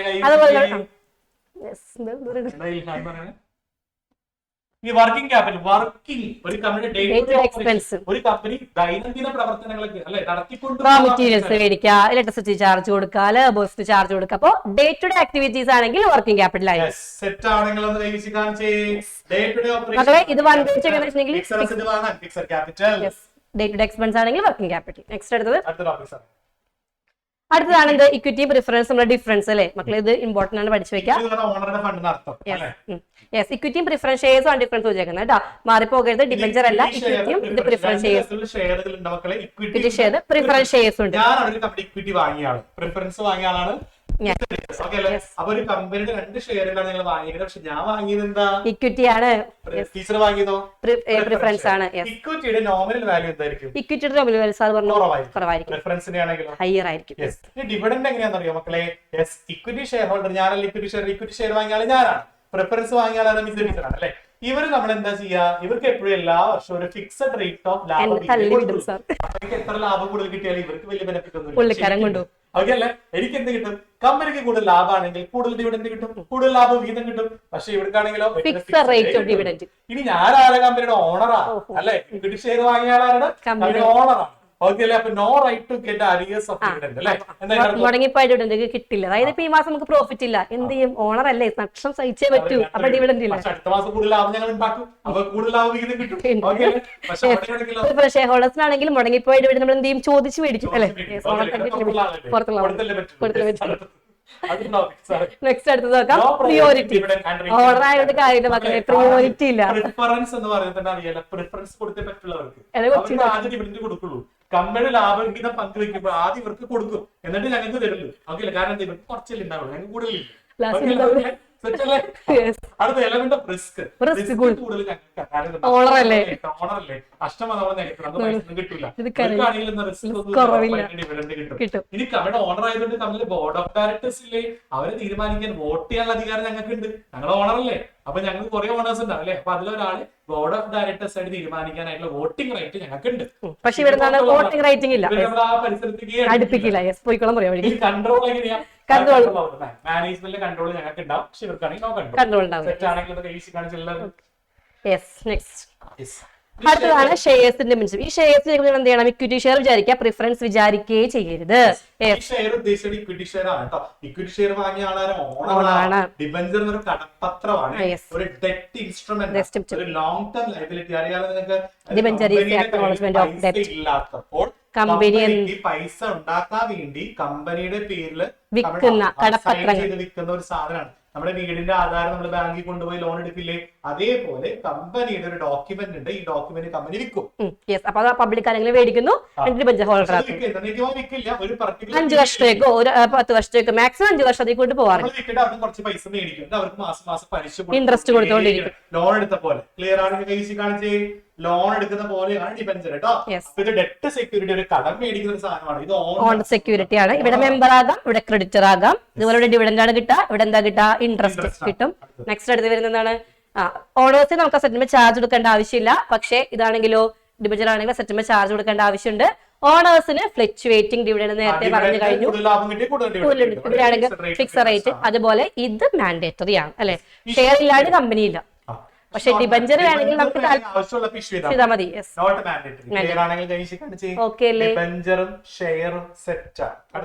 നെക്സ്റ്റ് അടുത്തത് മക്കളെ ഇനി പറയാൻ പോകുന്നത് ശ്രദ്ധിക്കുക. നിങ്ങൾ 2 മാർക്ക് മാത്രം പ്രതീക്ഷിച്ചാൽ മതി. അതായത് 4 മാർക്കും ചോദിക്കില്ല, 2 മാർക്ക് ആ റേഷ്യോ മാത്രം. പ്ലഫിംഗ് ഇന്റേണൽ ഫിനാൻസും ചോദിക്കാം. Ploughing back of profit, internal financing, self finance. ആദ്യമായിട്ട് കേൾക്കുന്ന പോലെ ഇരിക്കരുത്. എന്ത് സാധനം റീറ്റേൺ ഏർണിംഗ്സിന്റെ വേറൊരു പേരാണ് പ്ലഫിംഗ് ബാക്ക് ഓഫ് പ്രോഫിറ്റ്. എന്താണ് റീറ്റെയിൻ ഏർണിംഗ്സ് പറഞ്ഞാൽ? അതായത് നമ്മൾ നെറ്റ് പ്രോഫിറ്റിനോട് കിട്ടുന്ന ഏർണിംഗ്സിന്റെ ഭാഗം നമ്മൾ എന്ത് ചെയ്യും, ഭാവിയിലേക്ക് വേണ്ടി മാറ്റി വെക്കും. അതാണ് കമ്പനിക്ക് കിട്ടുന്ന പ്രോഫിറ്റ് മൊത്തം കമ്പനി കൊടുക്കില്ല. ഡിവിഡൻഡ് ലാഭവിഹിതം എല്ലാവർക്കും ഷെയർ ചെയ്ത് കൊടുത്ത പിന്നെ കഴിഞ്ഞ ഒറ്റ പൈസ ഉണ്ടാവില്ല.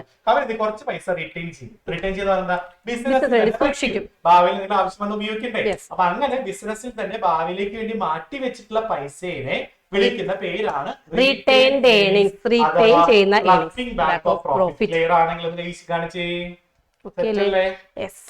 അടുത്തതാണ് പബ്ലിക് ഡെപ്പോസിറ്റ്.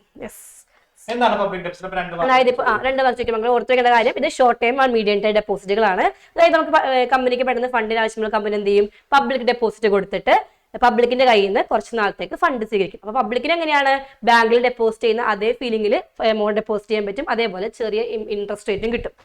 ഓക്കെ. നെക്സ്റ്റ് വരുന്നതാണ് ട്രേഡുകൾ. മക്കളെ ഇത് ഓർത്ത് വെക്കുക, ഇത് 1 വേർഡ് ചോദിക്കാൻ ചാൻസ് ഉണ്ട്. അതായത് ഇപ്പൊ സിമ്പിൾ ആയിട്ട് പറയുകയാണെങ്കിൽ ജിസാരം ഞാൻ കുറച്ച് സാധനങ്ങൾ മേടിച്ചിട്ട് പറയാണ്, സാർ ഇന്ന് പൈസ ഇല്ല, 2 മാസം കഴിഞ്ഞിട്ട് തരാം എന്ന് പറയാൻ എന്താണ് മക്കളെ, അത് ട്രേഡ് ക്രെഡിറ്റ് ആണ്. സാധനം വാങ്ങിക്കുന്നു, പൈസ കുറച്ച് നാൾ കഴിഞ്ഞ് കൊടുക്കുന്നു, അതെന്താണ്, ട്രേഡ് ക്രെഡിറ്റ് ആണ്. കുറച്ച് നാളത്തേക്കാണ് കടം പറയുന്നത്. കടം പറയാം. നെക്സ്റ്റ് എനിക്ക് പറഞ്ഞ കടം പറയാം. നെക്സ്റ്റ് അടുത്തത് കൊമേഴ്ഷ്യൽ പേപ്പർ. മക്കളെ ഓർത്ത് വെക്കുക, മെച്യൂരിറ്റി പീരീഡ് ഓർത്ത് വെക്കുക, 15 days to 1 yearലേക്ക്. കൊമേഴ്ഷ്യൽ പേപ്പറിന്റെ മെച്യൂരിറ്റി പീരീഡ് 15 ദിവസം മുതൽ 1 year maturity period. Commercial paper short ടൈമിലേക്ക് നമ്മൾ ഇതേപോലെ കമ്പനി പൈസ ഉണ്ടാക്കാൻ വേണ്ടി വിൽക്കുന്ന എന്താണ് ഒരു പേപ്പറിനെയാണ് എന്താ പറയാ, കൊമേഴ്ഷ്യൽ പേപ്പർ. ഇതിന് ചാർജ് ഒന്നും ഇല്ല, നമ്മൾ എന്തെങ്കിലും അസറ്റ് ഒന്നും പ്ലെഡ്ജ് ചെയ്യേണ്ട ആവശ്യമില്ല. നമുക്ക് ആർക്ക് വേണമെങ്കിലും ഇതിലേക്ക് എമൗണ്ട് ഇൻവെസ്റ്റ് ചെയ്യാം, കൊമേഴ്ഷ്യൽ പേപ്പർ മേടിക്കാം, ആർക്ക് വേണമെങ്കിലും എപ്പോൾ വേണമെങ്കിലും ട്രാൻസ്ഫർ ചെയ്യാൻ പറ്റും. അതാണ് കൊമേഴ്ഷ്യൽ പേപ്പർ. ഫാക്ടറിംഗ് എന്ന് വെച്ചിട്ടുണ്ടെങ്കിൽ ഇപ്പൊ എനിക്ക് കുറച്ച് ഡെപ്റ്റ് ഉണ്ട്, അതായത് എനിക്ക് കുറച്ച് ബിൽസ് റിസീവബിൾ ഉണ്ട്. ആ ബിൽസ് റിസീവബിൾ, അപ്പൊ ഞാൻ എന്ത് ചെയ്യും, അത് കളക്ട് ചെയ്യാനുള്ള ടൈം എനിക്കില്ല, അല്ലെങ്കിൽ എനിക്ക് ഫണ്ടിന് ആവശ്യമുണ്ട്. അപ്പൊ ഞാൻ എന്ത് ചെയ്യും, ഡെപ്റ്റ് കളക്ട് ചെയ്യുന്ന ഫാക്ടറിംഗ് എന്ന് പറയുന്ന ഒരു ഏജന്റ് ഉണ്ട്. ആ ഏജന്റ് ഞാൻ ആ ബില്ല് ഏൽപ്പിച്ചിട്ട് എന്ത് ചെയ്യും, ആ പൈസ ഞാൻ ഫാക്ടറിന്റെ കയ്യിൽ നിന്ന് മേടിക്കും. ഏജന്റ് എനിക്ക് പകരം എന്റെ ക്ലയന്റ്സിന്റെ കയ്യിൽ നിന്ന് ബില്ല് കളക്ട് ചെയ്യും, എമൗണ്ട് കളക്ട് ചെയ്യും. ബില്ല് തരാനായിട്ട് ആൾക്കാരുണ്ട്, പക്ഷെ നേരില്ല, ആള് ഭയങ്കര ബിസിയാണ്. പോയി കഷ്ടപ്പെട്ട് അപ്പൊ അത് കളക്ട് ചെയ്യാൻ എന്നെ ഏൽപ്പിച്ചു. ഞാൻ അതിന്റെ ഫാക്ടർ എന്ന് പറഞ്ഞാൽ ഈ സാധനം കളക്ട് ചെയ്യാൻ എന്നെ ഏൽപ്പിച്ച ആള്. അപ്പൊ ഫാക്ടർ എന്ന് പറഞ്ഞാൽ അതിനെയാണ് ഫാക്ടർ ആണെങ്കിൽ കാണിച്ച്. ഓക്കെ അല്ലേ. അപ്പൊ ഡെപ്റ്റ് കളക്ട് ചെയ്യുന്ന ആളെ എന്ന് പറയാ ഫാക്ടറിംഗ് എന്ന് പറയാം. ഓക്കെ. നെക്സ്റ്റ് അടുത്തതാണ് മക്കളെ ഇമ്പോർട്ടന്റ് ആണ്, ലീസ് ഫിനാൻസിങ്. സിമ്പിൾ ആയിട്ടൊരു എക്സാമ്പിൾ പറയട്ടെ. ജി സാറിന്റെ വണ്ടി, അരുൺ സാറിന്റെ വണ്ടിയില്ല, സൈക്കിൾ മാത്രമല്ല സാറുള്ളൂ. ഏത് അരുൺ സാർ വിറ്റ്? അത് സാർ അതും പോട്ടാ, അരുൺ സാറാണ് അങ്ങോട്ട് കേട്ടാ. പുള്ളിക്കാരൻ ലീസിന് കൊടുത്ത് പുള്ളിക്കാരൻ മേടിച്ചു. രജി സാറിന്റെ വണ്ടി എന്ത് ചെയ്യുന്നു, നമ്മളെ അരുൺ സാർ കുറച്ച് നാളത്തേക്ക് 1 മാസത്തേക്ക് 500 രൂപ കൊടുത്തിട്ട് എന്താണ് വാടകയ്ക്ക് ഉപയോഗിക്കുകയാണ്. ഇതിനാണ് എന്ത് പറയാ, ലീസ് ഫിനാൻസിങ്. അതായത് ആ വണ്ടിയുടെ ഓണർ ആരാ മക്കളെ? സാർ എന്താ പറയാ, എന്താ ഒരു മാസത്തിൽ അങ്ങനെ കൊടുത്തിട്ടുള്ളൂ. അപ്പൊ ഓണറിനെ എന്നെ പറയുന്നത് ലെസ്സർ. പ്രോപ്പർട്ടിയുടെ ഉടമസ്ഥനെ ലെസ്സർ എന്നും അയാളെ ലെസ്സി എന്നും പറയും. ഉപയോഗിക്കുന്ന ലെസ്സി. അരുൺ സാറ് ലെസ്സി കേട്ടാ, ലെസ്സിയാണ് കുടിക്കണതല്ല. മക്കളെ ഓർത്ത് വെക്കേണ്ട പീരിയോഡിക് പേയ്മെന്റ് ഉണ്ടായിരിക്കണം. അതായത് അരുൺ സാറും നമ്മുടെ ഒരുമിച്ച് വർക്ക് ചെയ്യുന്ന സാർ ആ പരിഗണന കൊടുക്കില്ല. വാഴകൃഷിക്ക് വേണ്ടി ഓർക്കും മക്കൾ, നമ്മുടെ വാഴകൃഷിയെ സ്ഥലം ഇല്ലെങ്കിൽ നമ്മളൊരു 6 മാസം നമ്മുടെ വാഴകൃഷി ചെയ്യാനായിട്ട് സ്ഥലമുള്ള ആൾക്കാരായിട്ട്. അതായത് ഇപ്പൊ വെക്കേഷൻ ടൈമിൽ സാർ എടുക്കാറുണ്ട് പാഠത്തിന്, ക്ലാസ് ഉണ്ടാവാറില്ലല്ലോ. ഓക്കെ അല്ലേ? യെസ് സാറേ. അപ്പൊ നമ്മളുടെ സെക്കൻഡ് ഡേ പോർഷൻ ഒരു മഴ തീർന്നു. ഇനി അടുത്ത ചാറ്റിൽ മഴയൊക്കെ പോകാം. അടുത്ത എന്താണ് ഫസ്റ്റ് ടൈമിലെ പോർഷൻ. ഓക്കെ അല്ലേ മക്കളെ? മക്കളെ ശ്രദ്ധിക്കുക, ഫസ്റ്റ് ടൈമിൽ നമുക്ക് 3 പോർഷൻസ് ഉണ്ട്. ഏതൊക്കെയാണ്? ബിസിനസ്, ട്രേഡ് ആൻഡ് കൊമേഴ്സ് ഉണ്ട്, forms of business organisation, private, public, global enterprises. ആകെ 3 ചാപ്റ്റർ ഉള്ളൂ അല്ലെ? സാറേ ഇതിൽ ഏറ്റവും ഇമ്പോർട്ടന്റ് ചാപ്റ്റർ ഏതാണ്? സെക്കൻഡ് ചാപ്റ്റർ എസ് വരും അല്ലെ? പ്രഡിക്ഷൻ ഉണ്ട് സാറിന്. സാർ പറഞ്ഞു മക്കളെ, ഒരു കാര്യം ശ്രദ്ധിക്കണം. കഴിഞ്ഞ കൊല്ലം സാറ് പ്രഡിക്റ്റ് ചെയ്തു, അത് ഫൈനൽ എക്സാമിന് എസ്. എന്നിട്ട് ഞങ്ങളുടെ ക്വസ്റ്റ്യൻ പേപ്പർ ചോർത്തിയോ നോക്കാം അല്ലെ സാറ്? അതാണ് നമ്മൾ ജോൺ സ്റ്റോക്ക് കമ്പനിക്ക് ഒരു സാധ്യതയുണ്ടെന്ന് മനസ്സ് പറയുന്നു. യെസ്. അപ്പൊ അത് കണ്ട് നിങ്ങൾ പഠിച്ചു company.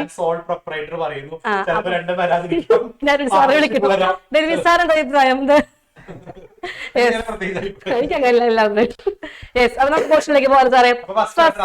First chapter business, trade and commerce. മക്കളെ ഈ പിക്ചർ കാണിച്ചിരുന്നു സാർ. ഇപ്പൊ പിക്ചർ കാണുമ്പോൾ മനസ്സിലാവും സാർ ദൃശ്യത്തിന് ഇമ്പോർട്ടൻസ് ഉണ്ട് അല്ലേ? ബിസിനസ് ആക്ടിവിറ്റി നമുക്ക് 2 ആക്ടിവിറ്റി ഉണ്ട്, എക്കണോമിക് ആക്ടിവിറ്റി, നോൺ എക്കണോമിക്. കണ്ടോ, ഷെഫ് റെസ്റ്റോറന്റിൽ ഫുഡ് ഉണ്ടാക്കുന്നു, എന്തിനു വേണ്ടിട്ടാ? പൈസ കിട്ടാൻ വേണ്ടിട്ട് അല്ലേ? അത് എക്കണോമിക് ആക്ടിവിറ്റി ആണ്. എന്ത് ചെയ്യുന്നു? മമ്മി കുക്ക് ചെയ്യുന്നു, എന്തിനു വേണ്ടിട്ടാ മക്കളെ? സാറ്റിസ്ഫാക്ഷന് വേണ്ടിയിട്ടാണ്. അപ്പൊ അതെന്താണ്? നോൺ എക്കണോമിക് ആക്ടിവിറ്റി ആണ്.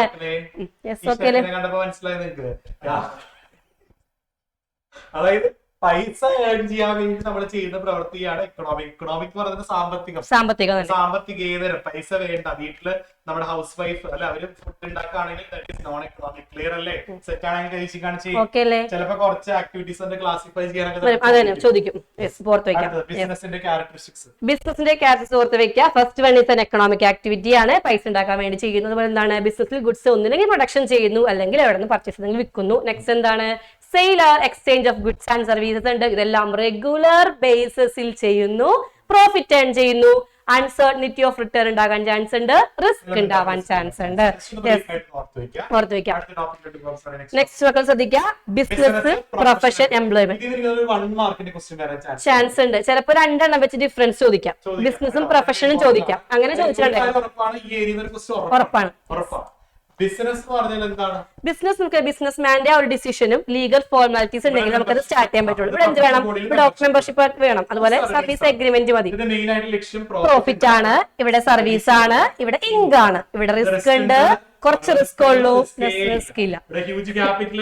ഇവിടെ ക്യാപിറ്റൽ കുറവ് മതി, അവിടെ ക്യാപിറ്റൽ എ വേണ്ട. നെക്സ്റ്റ് എന്താണ്? പ്രോഫിറ്റ് ആണ്. മക്കൾ ഇത് തെറ്റിച്ച് വെക്കരുത്. തെറ്റിച്ചിട്ടുണ്ടെങ്കിൽ ഇത് പ്രോഫിറ്റ് ആണ്, ഇത് ഫീസ് ആണ്, ഇത് വേജ് ഓർ സാലറി ആണ്. ഇമ്പോർട്ടന്റ്. ഏറ്റവും സിമ്പിൾ പോയിന്റ്സ് പഠിച്ചാൽ വേഗം എഴുതാൻ പറ്റും. നെക്സ്റ്റ് മക്കളെ ശ്രദ്ധിക്കേണ്ടത് അടുത്തതാണ് എന്ത്? Multiple objectives of business. ബിസിനസിന്റെ പല ഒബ്ജക്റ്റീവ്. ഫസ്റ്റ് എന്ത് വേണം? നമ്മുടെ പ്രൊഡക്റ്റിന് മാർക്കറ്റിൽ ഒരു സ്റ്റാൻഡ് വേണം. നമ്മുടെ ബിസിനസിന് കൺസ്യൂമേഴ്സ് വേണം, അപ്പൊ മാർക്കറ്റ് സ്റ്റാൻഡ് വേണം. അതേപോലെ പ്രൊഡക്റ്റിൽ എന്ത് വേണം? പുതിയ അപ്ഡേഷൻസ് വേണം അല്ലെ? നെക്സ്റ്റ് എന്താണ്? പ്രൊഡക്ടിവിറ്റി, കൂടുതൽ പ്രൊഡക്ഷൻ വേണം. നെക്സ്റ്റ് എന്താണ്? ഫിസിക്കൽ ആൻഡ് നമുക്ക് ഫിസിക്കൽ സോഴ്സും വേണം, ഫിസിക്കൽ റിസോഴ്സും വേണം, പ്രോഫിറ്റ് കിട്ടണം. അതേപോലെ സോഷ്യൽ റെസ്പോൺസിബിലിറ്റി പഠിച്ചതാണ്, അത് വേണം. നെക്സ്റ്റ് മക്കളെ അടുത്ത് നിങ്ങൾ ഷുവർ ആയിട്ട് പഠിച്ചു വെക്കുക. ആദ്യം ബിസിനസ് നമുക്ക് എങ്ങനെ കാറ്റഗറൈസ് ചെയ്യാം? ഇൻഡസ്ട്രി ആയിട്ടും കൊമേഴ്സ് ആയിട്ടും കാറ്റഗറൈസ് ചെയ്യാം. ഇൻഡസ്ട്രി, കൊമേഴ്സ് ആയിട്ടും. ഏതൊക്കെയാണ്? പ്രൈമറി, സെക്കൻഡറി, ടെറിഷറി ആയിട്ട്. Tertiary industry. പോയിന്റ്സ് എക്സ്പ്ലെയിൻ ചെയ്യണം. എക്സ്പ്ലെയിൻ ചെയ്താൽ മതി. പ്രൈമറി എന്ന് പറയുന്നത് നമുക്ക് എന്താണ്? പ്രൈമറി എക്സ്ട്രാക്റ്റീവ് ഉണ്ട്, ജനറ്റിക് ഉണ്ട്. പിക്ചർ കാണിച്ചു നമുക്ക് സാർ നെക്സ്റ്റ് പേജ് കാണിക്കണേ. എക്സ്ട്രാക്ട് ചെയ്യാൻ നോക്കിയാൽ മക്കളെ, എക്സ്ട്രാക്ട് അതായത് നമ്മുടെ എർത്തിന്നോ സീന്നോ നമ്മൾ എന്തെങ്കിലും എക്സ്ട്രാക്ട് ചെയ്തെടുക്കുകയാണെങ്കിൽ അതെന്താണ് എക്സ്ട്രാക്റ്റീവ് ഇൻഡസ്ട്രി ആണ്. എക്സാമ്പിൾ ഓർത്താക്കി വെക്കാം, കാറ്റഗറൈസ് ചെയ്യാൻ പറയും. അപ്പൊ ഓർത്ത് വെക്കാം മക്കളെ, എന്താണ് ഫാമിംഗ് ഉണ്ട്, ഫിഷിംഗ് ഉണ്ട്, അതുപോലെ മൈനിങ് ഉണ്ട്, ഹണ്ടിങ് ഉണ്ട്. ഇതൊക്കെ എന്താണ് എക്സ്ട്രാക്റ്റീവ് ഇൻഡസ്ട്രി ആണ്. ഈ പിക്ചറുകളൊക്കെ ഒന്ന് മനസ്സിലൊന്ന് സ്റ്റോർ ചെയ്ത് വെക്കുക. എക്സ്ട്രാക്ട് ചെയ്തെടുക്കുക. ജനറ്റിക് പ്രൈമറിയിൽ വരുന്ന രണ്ടാമത്തെ ഇൻഡസ്ട്രിയാണ് ജനറ്റിക് എന്ന് വെച്ചാൽ നമ്മള് റീപ്രൊഡക്ഷന് വേണ്ടിയിട്ട് തന്നെ വളർത്താം. റീപ്രൊഡക്ഷൻ അല്ലെങ്കിൽ ബ്രീഡിംഗ്, പശു വളർത്താം, നഴ്സറീസ്, ഫിഷ് ഹാച്ചറി അല്ലെ, ഇതൊക്കെയാണ് നമ്മുടെ രജിസ്ഥാന്റെ മെയിൻ പരിപാടി. ഇതാണ് ജനറ്റിക് ഇൻഡസ്ട്രീസ്. പറ്റല്ലോ മക്കളെ? ഓക്കെ അല്ലേ? നെക്സ്റ്റ് അടുത്തതാണ് ഇനി സെക്കൻഡറി ഇൻഡസ്ട്രി എന്ന് പറയുമ്പോൾ അതിൽ മെയിൻ 2 പോയിന്റ്സ് ഉണ്ട്. ഇതൊക്കെയാണ് മാനുഫാക്ചറിംഗ് ഇൻഡസ്ട്രീസും ഉണ്ട്, കൺസ്ട്രക്ഷൻ ഇൻഡസ്ട്രീസ് ഉണ്ട്. കൺസ്ട്രക്ഷൻ എന്ന് പറയുമ്പോൾ നിങ്ങൾ ആദ്യം പറഞ്ഞു പോകാം, എന്താണ് വീട് പണിയാ അല്ലെങ്കിൽ ബിൽഡിംഗ് പണിയാ, ഡാം പണിയാ, ബ്രിഡ്ജ് പണിയാ, ഇതൊക്കെ എന്താണ് കൺസ്ട്രക്ഷൻ ഇൻഡസ്ട്രി ആണ്. ഇനി മാനുഫാക്ചറിംഗ് നമ്മൾ എന്തെങ്കിലും ഗുഡ്സ്, അതായത് പ്രൈമറിയുടെ പ്രൊഡക്റ്റ് ഉപയോഗിച്ചിട്ട് എന്തെങ്കിലും ഫിനിഷ്ഡ് ഗുഡ്സ് ഉണ്ടാക്കാം. ഇതാണ് മാനുഫാക്ചറിംഗ്. അനലിറ്റിക്കൽ ഉണ്ട്, സിന്തറ്റിക്കൽ ഉണ്ട്, പ്രോസസിംഗ് ഉണ്ട്, അസംബ്ലിംഗ്. എന്താണ് അനലിറ്റിക്കൽ എന്ന് പറയുന്നത്? അതായത് നമുക്കൊരു മെയിൻ പ്രൊഡക്റ്റ് ഉണ്ടായിരിക്കും. ആ മെയിൻ പ്രൊഡക്റ്റ് കൊണ്ട് എന്ത് ചെയ്യുക, പല പല പ്രൊഡക്റ്റ്. എക്സാമ്പിൾ പറയുകയാണെങ്കിൽ ക്രൂഡ് ഓയിൽ നിന്ന് പെട്രോൾ ഉണ്ടാക്കുക, ഡീസൽ ഉണ്ടാക്കുക. മനസ്സിലായോ മക്കളെ? ഒരു റോ മെറ്റീരിയലിൽ നിന്ന് നമ്മൾ കുറെ സാധനങ്ങൾ ഉണ്ടാക്കുകയാണെങ്കിൽ അത് അനലിറ്റിക്കൽ ഇൻഡസ്ട്രിയാണ്. ക്ലിയർ ആണെങ്കിൽ സാറ് ബിരിയാണിയുടെ എക്സാമ്പിൾ പറ. പറയാം ഇപ്പൊ ബിരിയാണി പറയാം. അതായത് ബിരിയാണി നമുക്ക് എന്തൊക്കെ പറക്കാം, മുന്തിരി പറക്കാം, കശുവണ്ടി പറക്കാം, പിന്നെ അല്ലെ. ഇതെന്താണ് അനലിറ്റിക്കൽ ആണ് മക്കളെ. അനലിസിസ് തന്നെ കിട്ടുള്ളൂ കേട്ടോ. നെക്സ്റ്റ് അടുത്തതാണ് സിന്തറ്റിക്കൽ. സിന്തറ്റിക്കൽ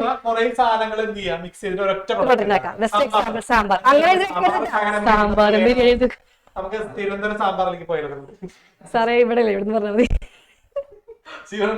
തിരുവനന്തപുരം സാമ്പാർ ഉണ്ടാക്കണേ എന്തൊക്കെ വേണ്ട? തിരുവനന്തപുരം സാറേ സാമ്പാർ ഉണ്ടാക്കണമെങ്കിൽ എന്തൊക്കെ വേണം? പരിപ്പ് വേണം, പിന്നെ ഇവിടെ പയറാണ് പൊടിയാ. അപ്പൊ ഇങ്ങി പൊടിയൊക്കെ എടുത്തു. പൊടികളൊക്കെ വേണം. സാമ്പാർ പൊടി, മല്ലിപ്പൊടി, ഇതൊക്കെ. അപ്പൊ കൊറേ വെജിറ്റബിൾസ്, അപ്പൊ കൊറേ സാധനങ്ങൾ മിക്സ് ചെയ്താലേ നമുക്ക് ഒരൊറ്റ സാമ്പാർ കിട്ടും അല്ലേടാ? അപ്പൊ അങ്ങനെ കുറെ മെറ്റീരിയൽ മിക്സ് ചെയ്ത് ഒറ്റ പ്രൊഡക്റ്റ് ഉണ്ടാക്കുന്നതിനെയാണ് സിന്തറ്റിക്കൽ. Example cement industry. മക്കളെ സാമ്പാർ എഴുതി വെക്കരുത്.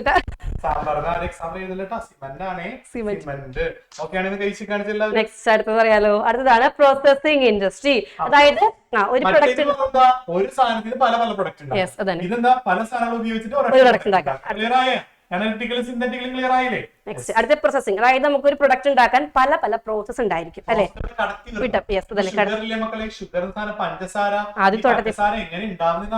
ആദ്യം തോട്ടത്തിൽ പോയിട്ട് കരിമ്പ് വെട്ടണം അല്ലെ. കരിമ്പ്, ഈ കരിമ്പ് എന്ന് പറയുന്ന സാധനമാണ് പഞ്ചസാരയായി മാറുന്നത്. അപ്പൊ എന്തോരം പ്രോസസ്സിലൂടെ കടന്നു പോയിട്ടുണ്ടാവും. അപ്പൊ പ്രോസസിംഗ് ക്ലിയർ ആയ. അതുപോലെ പേപ്പർ ഇൻഡസ്ട്രി. മുള എന്ന് പറയുന്ന മരം ഉണ്ടല്ലോ, മരം. പൾപ്പ് എടുക്കണം. ഇത്രയധികം വർക്ക് ഉണ്ടായിരുന്നു. ഇതാണ് പ്രോസസിംഗ് ഇൻഡസ്ട്രി. അത് അസംബിൾ എന്ന് പറഞ്ഞാൽ നമുക്ക് ഓടി വരും കമ്പ്യൂട്ടർ, കാർ അല്ലെ, ടെലിവിഷൻ, ഇതൊക്കെ. അതായത് ഒരു പ്രൊഡക്റ്റ് ഉണ്ടാക്കാൻ വേണ്ടി പല സ്ഥലത്തും കോമ്പോണന്റ്സ് കൊണ്ടുവന്നിട്ട് അസംബിൾ ചെയ്യുകയാണെങ്കിൽ അസംബ്ലിംഗ് ഇൻഡസ്ട്രിയാണ്. ഓക്കെ മക്കളെ, ഇത് നിങ്ങൾ കൃത്യമായിട്ട് പഠിച്ചു വെക്കുക. ഈ എക്സാമ്പിൾസ് പഠിച്ചു വെക്കുക. ഇതേപോലെ തന്നെ ചോദിക്കും. ഓക്കെ, നെക്സ്റ്റ് അടുത്തേക്ക് പോകാലോ. അടുത്തതാണ് കൊമേഴ്സ്. കൊമേഴ്സ് നമുക്ക് ഓൾറെഡി അറിയാം എന്താണ്. നമ്മളെ ഗുഡ്സ് ആൻഡ് സർവീസ് പ്രൊഡ്യൂസറിൽ നിന്നും കൺസ്യൂമറിലേക്ക് പോകുമ്പോഴുള്ള എല്ലാ ആക്ടിവിറ്റിയും നമുക്ക് എന്ത് പറയാ, കൊമേഴ്സ് എന്ന് പറയാം. ഓർത്ത് വെക്കാം മക്കളെ, കൊമേഴ്സ് എന്നാണ് ട്രേഡും H2 ട്രേഡ് എന്ന് പറയാം, ഓക്സിലറീസ് ടു ട്രേഡ് എന്ന് പറയാം. ഇനി നമ്മൾ ഇമ്പോർട്ടന്റ് ആയിട്ട് സാർ ഇതിലൊരു ചോദിക്കുന്ന ഒരു പോർഷൻ ഇല്ലേ, അതിലേക്ക് പോകാണ്. H2 ട്രേഡ് അല്ലെങ്കിൽ ഓക്സിലറീസ് ടു ട്രേഡ് മക്കളെ നോട്ട് ചെയ്യാം. ഒരു പേരും കൂടി പറയും. ഒരു പേരും കൂടി പറയും, ഫങ്ഷൻസ് ഓഫ് കൊമേഴ്സ്. സെറ്റ് ആണ് കൈവിശിക്ക്. ഫങ്ഷൻസ് ഓഫ് കൊമേഴ്സ് ചോദിക്കും, അതേപോലെ ടെറിഷറി ആക്ടിവിറ്റീസ് ആയിട്ടും ചോദിക്കും. ഓക്കെ, ഏതാണ് മക്കളെ നാളെ ചോദിക്കേ? ട്രാൻസ്പോർട്ടേഷൻ അല്ലേ.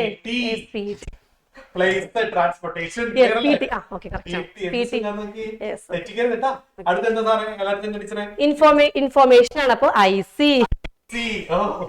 Information communication, IC. FB എന്താണ്? Finance, banking. ഇനി അടുത്തത് റിസ്ക്. ഇൻഷുറൻസ് പഠിക്കണം.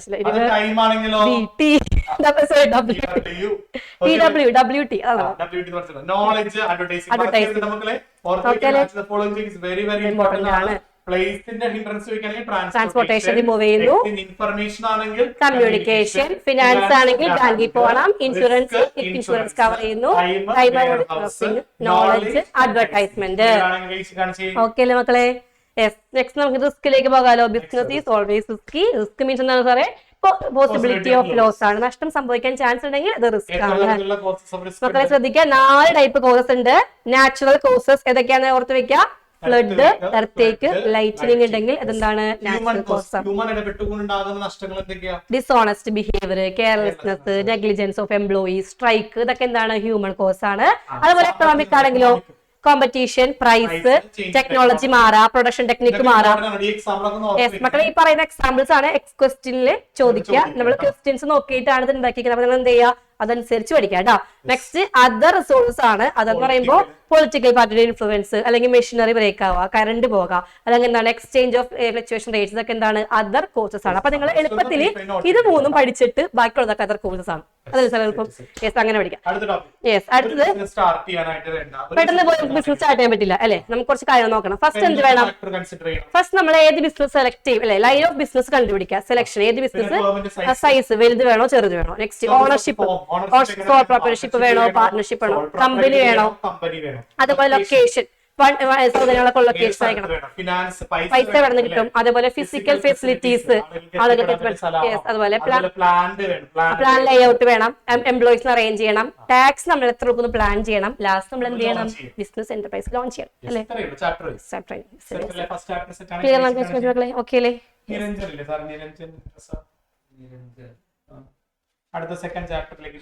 സെക്കൻഡ് ചാപ്റ്റർ മക്കളെ എസ്എ ചാപ്റ്റർ ആണ്. Forms of business organisation. നമ്മൾ ഒരുപാട് ഫോംസ് പഠിക്കുന്നുണ്ട്. ഫസ്റ്റ് ഫോം ആണ് എന്താണ്? Sole proprietorship. ഒറ്റയ്ക്ക് സോളോ സോങ്. രജിസ്ട്രാർ പണ്ട് സോളോ സോങ് പാടിയിട്ട് സ്റ്റേജിൽ 10 പേര് അല്ലെ ഒറ്റയ്ക്ക് പാടിയിട്ട് ഗ്രൂപ്പ് സോങ് ആയി ലാസ്റ്റ്. അതിന്റെ നിങ്ങൾ ആലോചിക്കണം ആഫ്റ്റർ എഫക്ട് എങ്ങനെയായിരിക്കും. ഒറ്റയ്ക്ക് പാടുക. അരുൺ സാർ പാടും അല്ലെ? സോൾ പ്രൊപ്രൈറ്റർഷിപ്പ് നോക്കിയ മക്കളെ എന്താണ്? Business is owned, managed, controlled by a single person ആണെങ്കിൽ അതെന്താണ് സാറേ? സോൾ പ്രൊപ്രൈറ്റർഷിപ്പ് ആണ്. എന്താണ്? ലാസ്റ്റ് പറയാട്ടോ. ഓക്കെ. അപ്പൊ സോൾ പ്രൊപ്രൈറ്റർഷിപ്പ് പറഞ്ഞിട്ടുണ്ട്. പൈസ ഒറ്റയ്ക്ക് മേടിക്കുക, സാധനം ഒറ്റ കൊടുക്കുക, ഇതെല്ലാം ഓണർഷിപ്പ്. ഫീച്ചേഴ്സ് ഈസി ആയിട്ട് എപ്പോ വേണമെങ്കിലും സ്റ്റാർട്ട് ചെയ്യാം, എപ്പോ വേണമെങ്കിലും ക്ലോസ് ചെയ്യാം. കൺട്രോൾ, ഒറ്റയ്ക്ക് കൺട്രോൾ ചെയ്യാം. സെപ്പറേറ്റ് എൻറ്റിറ്റി ഇല്ല, അതായത് രജിസ്ട്രേഷൻ ഇല്ല. ബാധ്യത എന്തായാലും ഓർത്ത് വെക്കാം. കോർപ്പറേഷന്റെ ബാധ്യത അൺലിമിറ്റഡ് ലൈബിലിറ്റി ആണ്. 1 വേർഡ് ചോദിക്കാൻ ചാൻസ് ഉണ്ട് മക്കളെ, ഓർത്ത് വെക്കാം കേട്ടോ. നെക്സ്റ്റ് അടുത്തതാണ് സോൾ റിസ്ക് ബിയറും പ്രോഫിറ്റ് റിസ്ക്. അതായത് അയാൾ തന്നെ എല്ലാ പ്രോഫിറ്റ് എടുക്കും, അയാൾ തന്നെ എല്ലാ റിസ്ക്കും ഏറ്റെടുക്കും. നെക്സ്റ്റ് എന്താണ്? Lack of business continuity. ഈ ബിസിനസിന് എന്തെങ്കിലും അയാളുടെ ഡെത്തോ ഇൻസാനിറ്റിയോ കമ്പനി അടിച്ചു കൂട്ടി അതിന് വീട്ടിൽ പോവാം.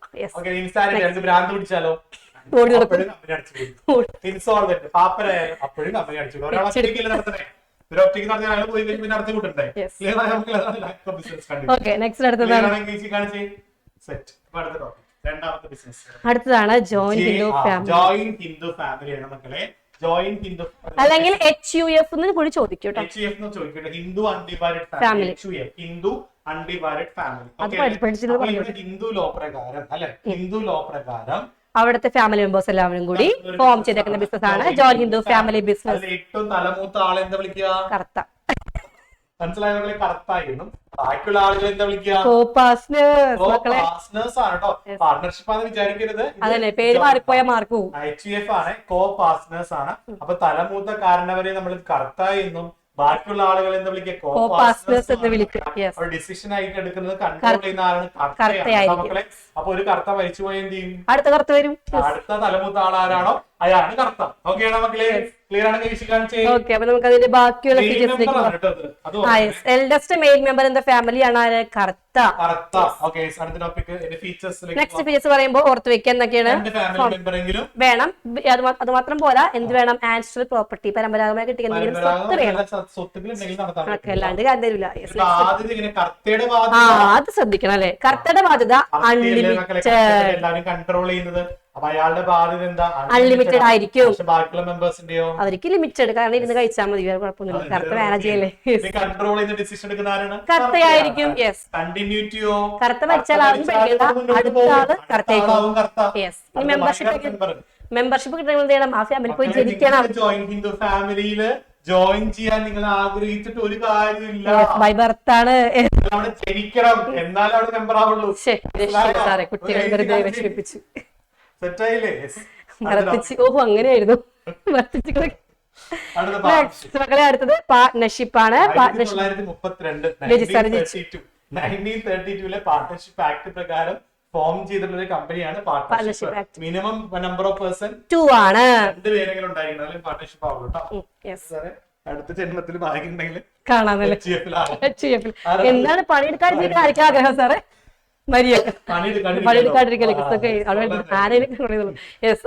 പാർട്ണർഷിപ്പ് എന്ന് പറയുമ്പോൾ 2 വ്യക്തികൾ ഉണ്ടായിരിക്കും. അവർ ബിസിനസ് 2 പേരും കൂടി ഓപ്പറേറ്റ് ചെയ്യുന്നു. പ്രോഫിറ്റ് എന്ത് ചെയ്യുന്നു? 2 പേരും കൂടി ഷെയർ ചെയ്യുന്നു. യെസിലേക്ക് പോകാം. ഫോർമേഷൻ എന്താണ് മക്കളെ? ഫോർമേഷൻ ഇന്ത്യൻ കമ്പനീസ് പാർട്ണർഷിപ്പ് ആയിട്ട് 1932 പ്രകാരമാണ്. എഗ്രിമെന്റ് ഉണ്ടായിരിക്കണം. അതേപോലെ ഡിസിഷൻ മേക്കിംഗ് കൺട്രോളിംഗ് എങ്ങനെയായിരിക്കും? മ്യൂച്വൽ കൺസെന്റ് ആയിരിക്കും ഡിസിഷൻ എടുക്കേണ്ടത്. അതുപോലെ റിസ്ക് എങ്ങനെയാണ്? എല്ലാവരും കൂടി ഒരുമിച്ച് ബിയർ ചെയ്യുന്നു. ലയബിലിറ്റി എന്താണ്? പാർട്ട്നേഴ്സിന്റെ ലയബിലിറ്റി അൺലിമിറ്റഡ് ആണ്. നെക്സ്റ്റ് കണ്ടിന്യൂറ്റി എന്താണ്? ഒരു പാർട്ണർഷിപ്പ് നടത്തണമെങ്കിൽ ഒരാളെ മരിച്ചു പോവുകയോ ഒരാൾക്ക് ഭ്രാന്ത് പിടിക്കുകയൊക്കെ ചെയ്താൽ അയാൾ പോയി കഴിയുമ്പോൾ മറ്റൊരാൾ ഒറ്റയ്ക്കല്ലേ, അവൻ ഒറ്റയ്ക്ക് നടത്തിയാൽ അത് പാർട്ണർഷിപ്പ് ആകൂല.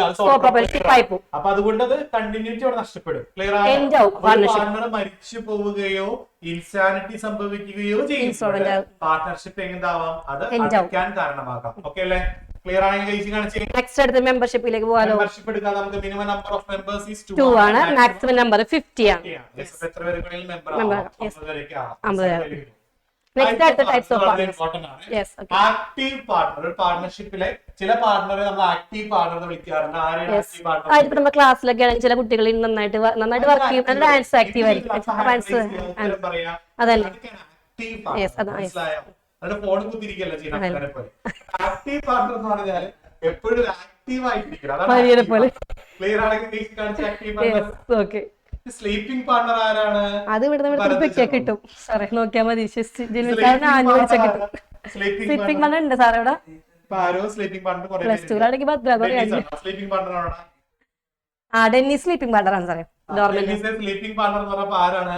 എപ്പോഴും ഉറങ്ങിയിരിക്കുക അല്ലെ? ഇതൊന്നും ബാധകല്ല പുള്ളിക്ക്.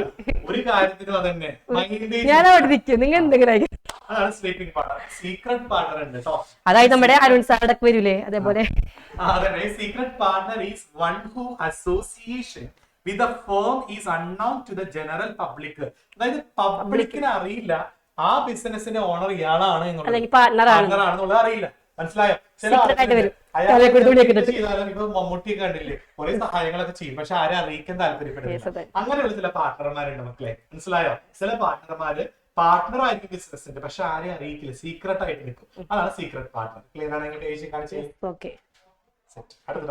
നെക്സ്റ്റ് അടുത്താണ് ക്ലിയർ ആയിടാ. അടുത്ത nominal partner. Nominal partner. Nominal partner അതായത് നോമിനൽ പാർട്ണർ പറയുമ്പോൾ ഇപ്പൊ രജിത് സാർ കമ്പനിയിൽ പാർട്ണറായി വരികയാണ്. രജിത് സാർ പറയാണ് ഞാൻ എന്ത് ചെയ്യുന്നില്ല, പാർട്ണർഷിപ്പിൽ ആക്റ്റീവായിട്ട് പാർട്ടിസിപ്പേറ്റ് ചെയ്യാൻ വരുന്നില്ല, പക്ഷെ ഞാൻ എന്ത് ചെയ്യും, എന്റെ പേര് നിങ്ങൾ യൂസ് ചെയ്തു, എനിക്ക് പോപ്പുലാരിറ്റി ഉണ്ടല്ലോ അല്ലെ. പുള്ളിക്കാരൻ നല്ല ഗുഡ് വിൽ ചാനൽ, നല്ല ഗുഡ് വിൽ ജംഗ്ഷന്റെ ചാനലൊക്കെ ഉള്ളതല്ലേ, അപ്പൊ കുറച്ച് പോപ്പുലാരിറ്റി ആവട്ടെ അല്ലെ, പബ്ലിസിറ്റി കിട്ടട്ടെ. അപ്പൊ എന്നെ കൊണ്ട് പബ്ലിസിറ്റി ഉണ്ടാക്കാൻ നിങ്ങൾ മാക്സിമം ശ്രമിക്കുക എന്ന് പറയുന്ന പാർട്ണറാണ് ആര്? Nominal partner. ദാറ്റ് മീൻസ് പേര് മാത്രം. അന്നപൂർണ്ണ പബ്ലിസിറ്റി ഉള്ളൂ. അതല്ലേ അന്നപൂർണ്ണ. അതായത് ഇപ്പൊ നമ്മളൊരു പാർട്ണർ ബൈ സ്റ്റോക്ക് വെച്ചിട്ടുണ്ടെങ്കിൽ, ഇപ്പൊ ഞാനൊരു പാർട്ണർഷിപ്പിൽ പാർട്ണർ അല്ല, പക്ഷെ ഞാൻ എന്ത് ചെയ്യും, അതേപോലെ നടിക്കും. ചില ആൾക്കാർ അതിന്റെ ആരും കണ്ടാലോ അവരാണെന്ന് തോന്നും. മനസ്സിലായില്ല? അതാണ് പാർട്ണർ ബൈ സ്റ്റോക്ക്.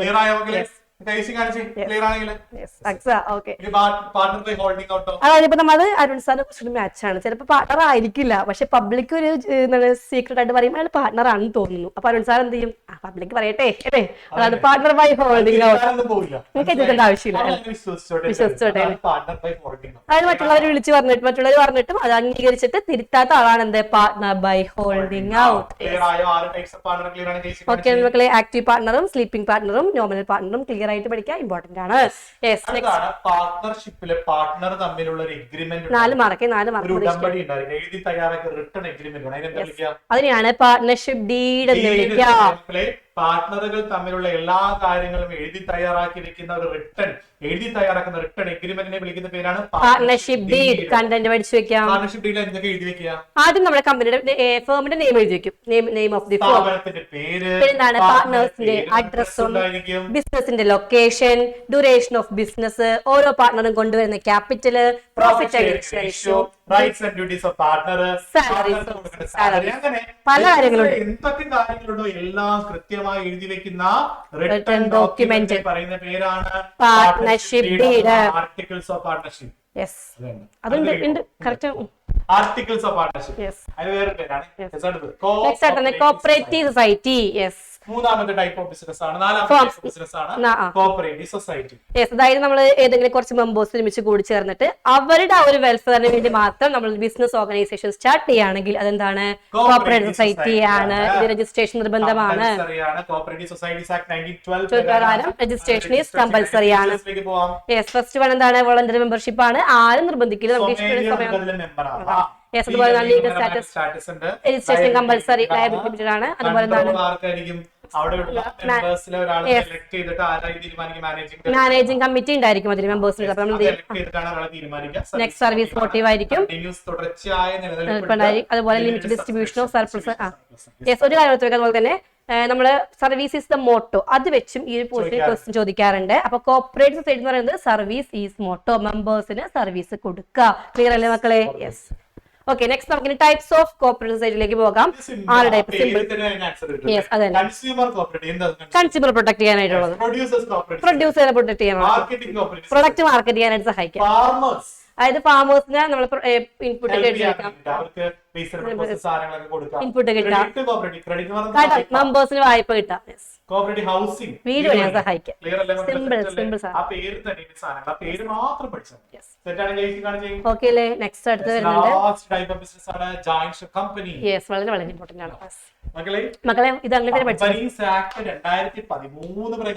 അല്ലെങ്കിൽ പ്രീവിയസ് ആക്ട് 2056 പ്രകാരമോ, പഴയതാണെങ്കിലോ 56. Joint stock company. ഓക്കെ അല്ലേ? ആർട്ടിഫിഷ്യൽ പേഴ്സൺ ആണ് അല്ലെ, സെപ്പറേറ്റ് ലീഗൽ ജോയിന്റ് സ്റ്റോക്ക് കമ്പനിയുടെ ആർട്ടിഫിഷ്യൽ പേഴ്സൺ ആണ്, created by law, legal entity ഉണ്ട്, ഫോർമേഷൻ ബൈ കമ്പനീസ് ആക്ട് അനുസരിച്ചാണ്, പെർപെച്വൽ സക്സഷൻ, കണ്ടിന്യൂസ് എക്സിസ്റ്റൻസ് ഉണ്ട്, controlled by board of directors ആണ്, മെമ്പേഴ്സിന്റെ ലയബിലിറ്റി ലിമിറ്റഡ് ആണ്. ലാസ്റ്റ് വൺ മക്കളെ, വൺ വേർഡ് ചോദിക്കും. Common seal of the company പറഞ്ഞ പേരാണ്, ഒഫീഷ്യൽ സിഗ്നേച്ചർ ആണ് കമ്പനിയുടെ കോമൺ സീൽ എന്ന് പറയുന്നത്. കോമൺ സീൽ എന്ന് പറയാം. ക്ലിയർ ആണ്? കഴിച്ച് കാണിച്ച് ഓക്കെ ആണെങ്കിൽ ഓക്കെ അല്ലേ? യെസ്, ലിമിറ്റേഷനിലേക്ക് പോകാം. ഇതിന്റെ മാത്രം ലിമിറ്റേഷൻ എന്ന് പറയാണ്, കാരണം വളരെ ഇമ്പോർട്ടന്റ് ആണ്. ഫസ്റ്റ് വൺ, നമുക്കത് ഫോം ചെയ്യാൻ ഡിഫിക്കൽട്ട് ആണ്, കാരണം ഒരുപാട് നൂലാമാലകളുണ്ട്.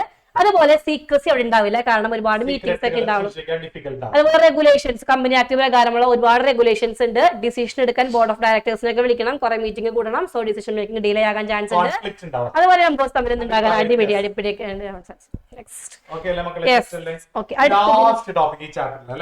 പ്രൈവറ്റ് കമ്പനിയും പബ്ലിക് കമ്പനിയും തമ്മിലുള്ള ഡിഫറൻസ്. മിനിമം പ്രൈവറ്റ് കമ്പനി എത്ര പേര് വേണം? മിനിമം 2 മതി, മറ്റ് മിനിമം 7 വേണം.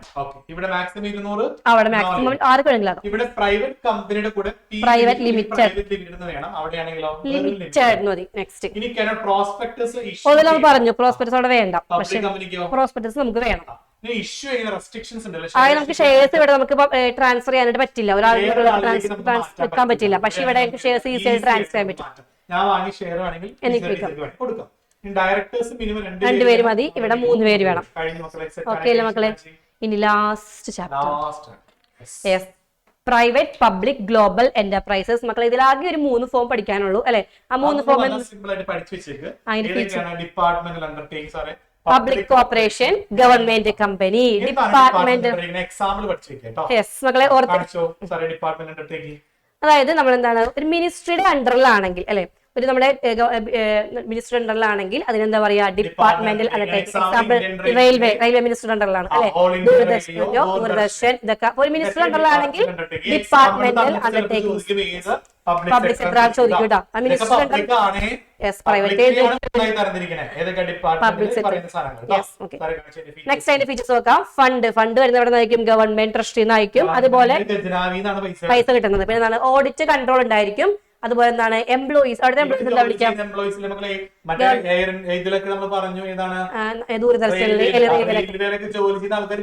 ഗവൺമെന്റ് സർവീസ് ആണ്, ഗവൺമെന്റ് സർവീസ് പറയാം. അതുപോലെ മിനിസ്റ്ററുടെ കൺട്രോൾ എപ്പോഴും ഉണ്ടായിരിക്കും. അതുപോലെ മിനിസ്ട്രിയോടൊക്കെ എന്താണ്, അക്കൗണ്ടബിൾ ആണ്. യെസ്. പിന്നെ ഇത് നമ്മൾ പറഞ്ഞ ഫീച്ചേഴ്സ് ആണ്. നമുക്ക് വേണമെങ്കിൽ എന്ത് ചെയ്താൽ ഇത് മെറിറ്റിൽ എഴുതി വെക്കാം. അതേപോലെ ഈ 3 ഫോമിലും എഴുതാൻ പറ്റി 2 ലിമിറ്റേഷൻ ഉണ്ട്. പറയട്ടെ സാറേ. പൊളിറ്റിക്കൽ ഇന്റർഫിയറൻസും ഡിലേ ഇൻ ഡിസിഷൻ മേക്കിങ്ങും. കാരണം എന്താണ്, 3 എഴുതി വെക്കാം മക്കളെ. പൊളിറ്റിക്കൽ ഇന്റർഫിയറൻസും ഡിലേ ഇൻ ഡിസിഷൻ മേക്കിങ്ങും 3 എണ്ണത്തിൽ എഴുതാം കേട്ടോ. ഗവൺമെന്റ് ആണല്ലോ. യെസ്. ഓക്കെ. നെക്സ്റ്റ് മക്കളെ വളരെ വളരെ വളരെ ഇമ്പോർട്ടന്റ് ആണ്. കോർപ്പറേഷന്റെ വേറൊരു പേരാണ് പബ്ലിക് കോർപ്പറേഷൻ. ചോദിക്കാം. ഇത് കമ്പനീസിൽ ഏതാ പറയുന്നത്, സ്പെഷ്യൽ ആക്ട് ഓർത്ത് വെക്കുക. പാർലമെന്റിൽ സ്പെഷ്യൽ പ്രത്യേക പ്രമേയം പ്രകാരം പാസ് ചെയ്തിട്ടുള്ള ഓർഗനൈസേഷൻ ഏതാണ്? സ്റ്റാറ്റ്യൂട്ടറി കോർപ്പറേഷൻ ആണ്. Reserve bank of India, LIC, KSRTC, SBI പറയാം. ഇതെല്ലാം എക്സാമ്പിൾ ഓർത്ത് വെക്കുക. ഇതെല്ലാം സ്റ്റാറ്റ്യൂട്ടറി കോർപ്പറേഷൻ ആണ്. സ്പെഷ്യൽ ആക്ട് മിനിസ്ട്രി ആണെങ്കിൽ സ്പെഷ്യൽ ആക്ട്. ഫീച്ചേഴ്സ് നോക്കാം മക്കളെ. ഫോമഡ് ബൈ സ്പെഷ്യൽ ആക്ട് ആണ്. അതുപോലെ എന്താണ്, സെപ്പറേറ്റ് എക്സിസ്റ്റൻസ് ഉണ്ട്. ഇതിന് മെയിൻ ആയിട്ട് പറയാം ഇൻഡിപെൻഡന്റ് ഫിനാൻസ്. നമുക്ക് ഫണ്ട് ചോദിക്കാം.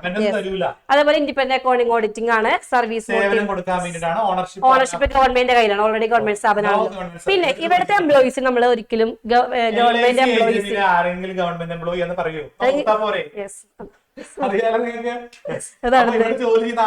ഗവൺമെന്റ് സർവൻസ് അല്ല.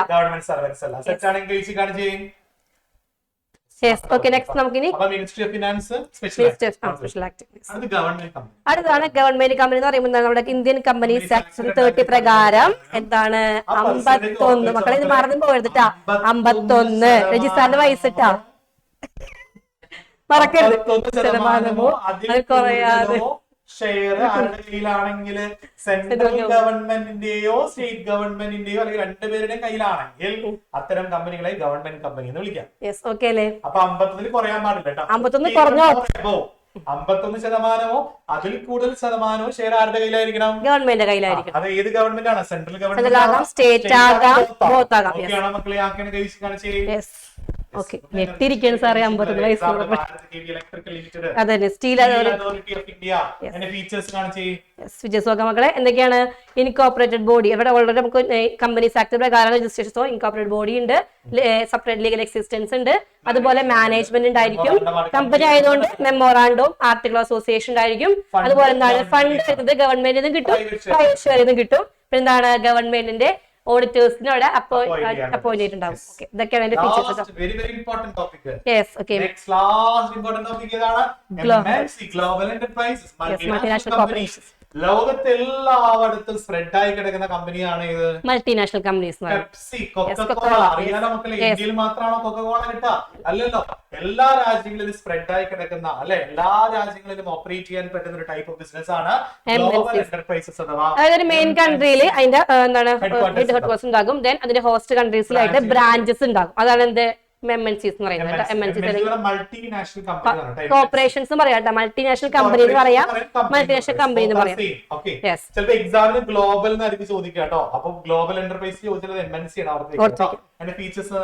ഫീച്ചേഴ്സ് വെച്ചിട്ടുണ്ടെങ്കിൽ മെയിൻ ആയിട്ട് പറയണമെങ്കിൽ ഒരുപാട് സ്ഥലത്ത് ഓപ്പറേറ്റ് ചെയ്യണം. അപ്പൊ എന്ത് വേണം? ഹ്യൂജ് ക്യാപിറ്റൽ വേണം. വേണ്ട മക്കളെ. അപ്പൊ ക്യാപിറ്റൽ ഒരുപാട് വേണം. അതേപോലെ ഹെഡ് ക്വാർട്ടേഴ്സ് ആയിരിക്കും ബാക്കിയുള്ള കൺട്രിയിലെ കാര്യങ്ങൾ കൺട്രോൾ ചെയ്യുന്നത്. ഹോം കൺട്രിയിൽ ഇരുന്നിട്ട് സ്റ്റാർട്ട് ചെയ്തത് അവിടുത്തെ ഹെഡ് ക്വാർട്ടേഴ്സ് കൺട്രോൾ ചെയ്യും കാര്യങ്ങളൊക്കെ. അഡ്വാൻസ് ടെക്നോളജി, കാരണം ഗ്ലോബൽ കോമ്പറ്റീഷൻ ആണല്ലോ. അപ്പൊ അഡ്വാൻസ് ടെക്നോളജി. അഗ്രസീവ് ദാറ്റ് മീൻ പെട്ടെന്ന് കസ്റ്റമേഴ്സിനെ കിട്ടുന്ന അഗ്രസീവ് സ്ട്രാറ്റജിയാണ് യൂസ് ചെയ്യുക. അതേപോലെ അവര് അതായത് ഒരു എക്കോണമിയിൽ അവരെ പ്രൈവറ്റ് ആയിട്ടുള്ള പബ്ലിക് ആയിട്ടുള്ള ആളുകളായിട്ട് എന്ത് ചെയ്യും? കൊളാബറേറ്റ് ചെയ്ത് വർക്ക് ചെയ്യും. Next product. അവർക്ക് ഡിപ്പാർട്ട്മെന്റ് ഉണ്ട്, റിസർച്ച് ആൻഡ് ഡെവലപ്മെന്റ് ഡിപ്പാർട്ട്മെന്റ് പോലത്തെ ഡിപ്പാർട്ട്മെന്റ് ഉണ്ട്. പുതിയ പുതിയ കളറിലോ അല്ലെങ്കിൽ പുതിയ പുതിയ സാധനങ്ങളൊക്കെ ആയിട്ട് കൊണ്ടുവരും അല്ലെ. അപ്പൊ പ്രൊഡക്റ്റ് ഇന്നോവേഷൻ കൊണ്ടുവരാം, പുതുമ കൊണ്ടുവരാം. സെറ്റല്ലേ? Last topic public private partnership. ചിലപ്പോ മക്കള് ഇത് എക്സ്പാൻഡ് ചെയ്യാനായിരിക്കും അല്ലെ, ചിലപ്പോ ചോദിക്കും. പബ്ലിക് പ്രൈവറ്റ് പാർട്ണർഷിപ്പ് മാറ്റി എഴുതിട്ടാ. പബ്ലിക് പ്രൈവറ്റ് പാർട്ണർഷിപ്പ്, അതായത് ഇതിൽ പ്രൈവറ്റ് എഴുതണം, ലാസ്റ്റ് പാർട്ണർഷിപ്പ് എഴുതിയിട്ട് പ്രൈവറ്റ് ചെയ്താൽ മതി. പബ്ലിക് ടോയ്ലറ്റ് അല്ല, പബ്ലിക് അതെ അപ്പൊ ആദ്യം പബ്ലിക് ആണ്, എന്നിട്ടാണ് പ്രൈവറ്റ്. എനിക്ക് കഴിഞ്ഞിട്ടില്ല. Okay, public private partnership. അതായത് സർവർ ഏകദേശം ഐഡിയാണ്. ഓക്കെ മക്കളെ, ഇനി ഇത് ഓർക്കുമ്പോ പിഴച്ചിരിക്കും. എന്താണ് പബ്ലിക് പ്രൈവറ്റ് പാർട്ണർഷിപ്പ്? അതായത് പബ്ലിക്കും പ്രൈവറ്റും കൂടി എന്ത് ചെയ്യുന്നത് ഒരുമിച്ച് ഒരു പുതിയ പ്രൊജക്ടിലേക്ക് വരാണ്. ബേസിക് ആയിട്ട് പറയുകയാണെങ്കിൽ ഇൻഫ്രാസ്ട്രക്ചർ, റോഡുകൾ അല്ലെങ്കിൽ റെയിൽവേസ് അല്ലെങ്കിൽ മെട്രോ, അപ്പൊ അങ്ങനത്തെ പ്രൊജക്ട് ഒക്കെ ഉണ്ടാക്കാൻ വേണ്ടിയിട്ട് പബ്ലിക് സെക്ടറും പ്രൈവറ്റ് സെക്ടറും കൂടി ഒരുമിച്ച് കൊണ്ടുവന്നിട്ട് ഒരു പുതിയ പ്രൊജക്ട് സ്റ്റാർട്ട് ചെയ്യുകയാണെങ്കിൽ അതാണ് എന്ത്? Public private partnership. മക്കളെ സെറ്റ് ആണോ? ഓക്കെ ആണോ? 1 മാർക്കാണ് കേട്ടോ. യെസ്, ഓക്കെ മക്കളെ, നമ്മുടെ ഫസ്റ്റ് സെക്ഷൻ എന്ന് പറഞ്ഞാൽ MCQ ആയിരിക്കും, മൾട്ടിപ്പിൾ ചോയ്സ് ക്വസ്റ്റ്യൻ ആയിരിക്കും.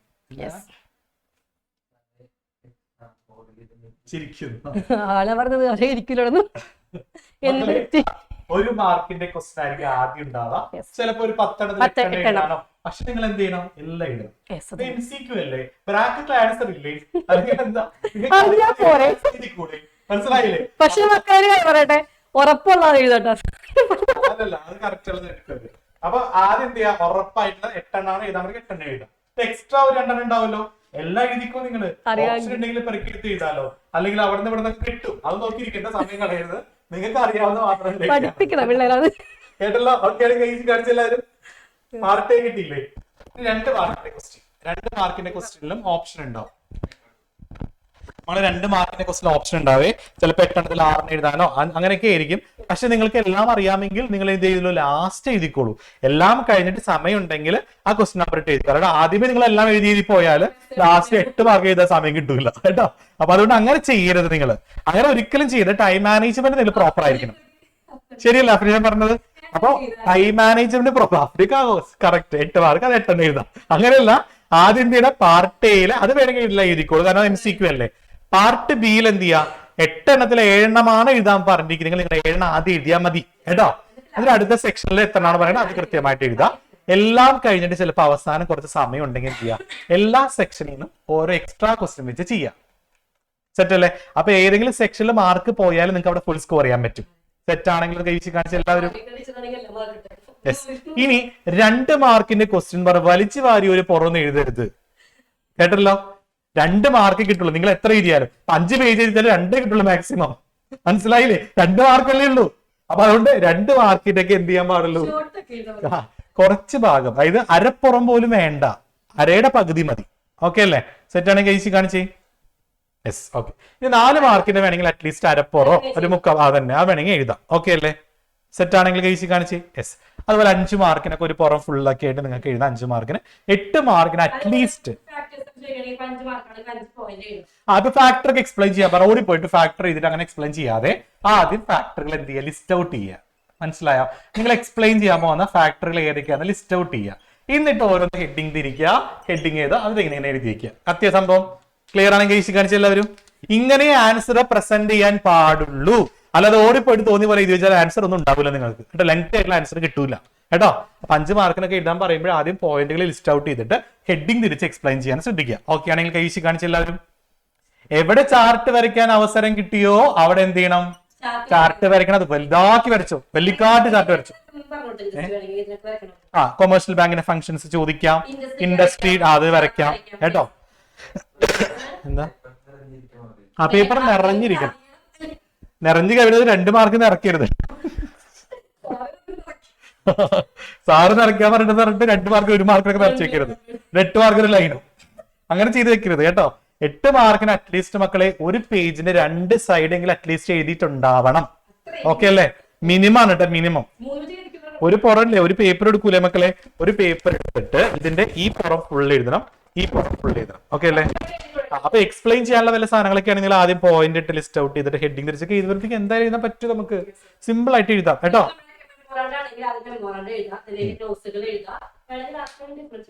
പിന്നെ ഒരു കാര്യമുണ്ട്, നിങ്ങൾക്ക് ഉറപ്പുള്ള പോയിന്റിൽ ഗ്യാസ് അടിച്ച് വെക്കാറുണ്ട് ചിലവര്.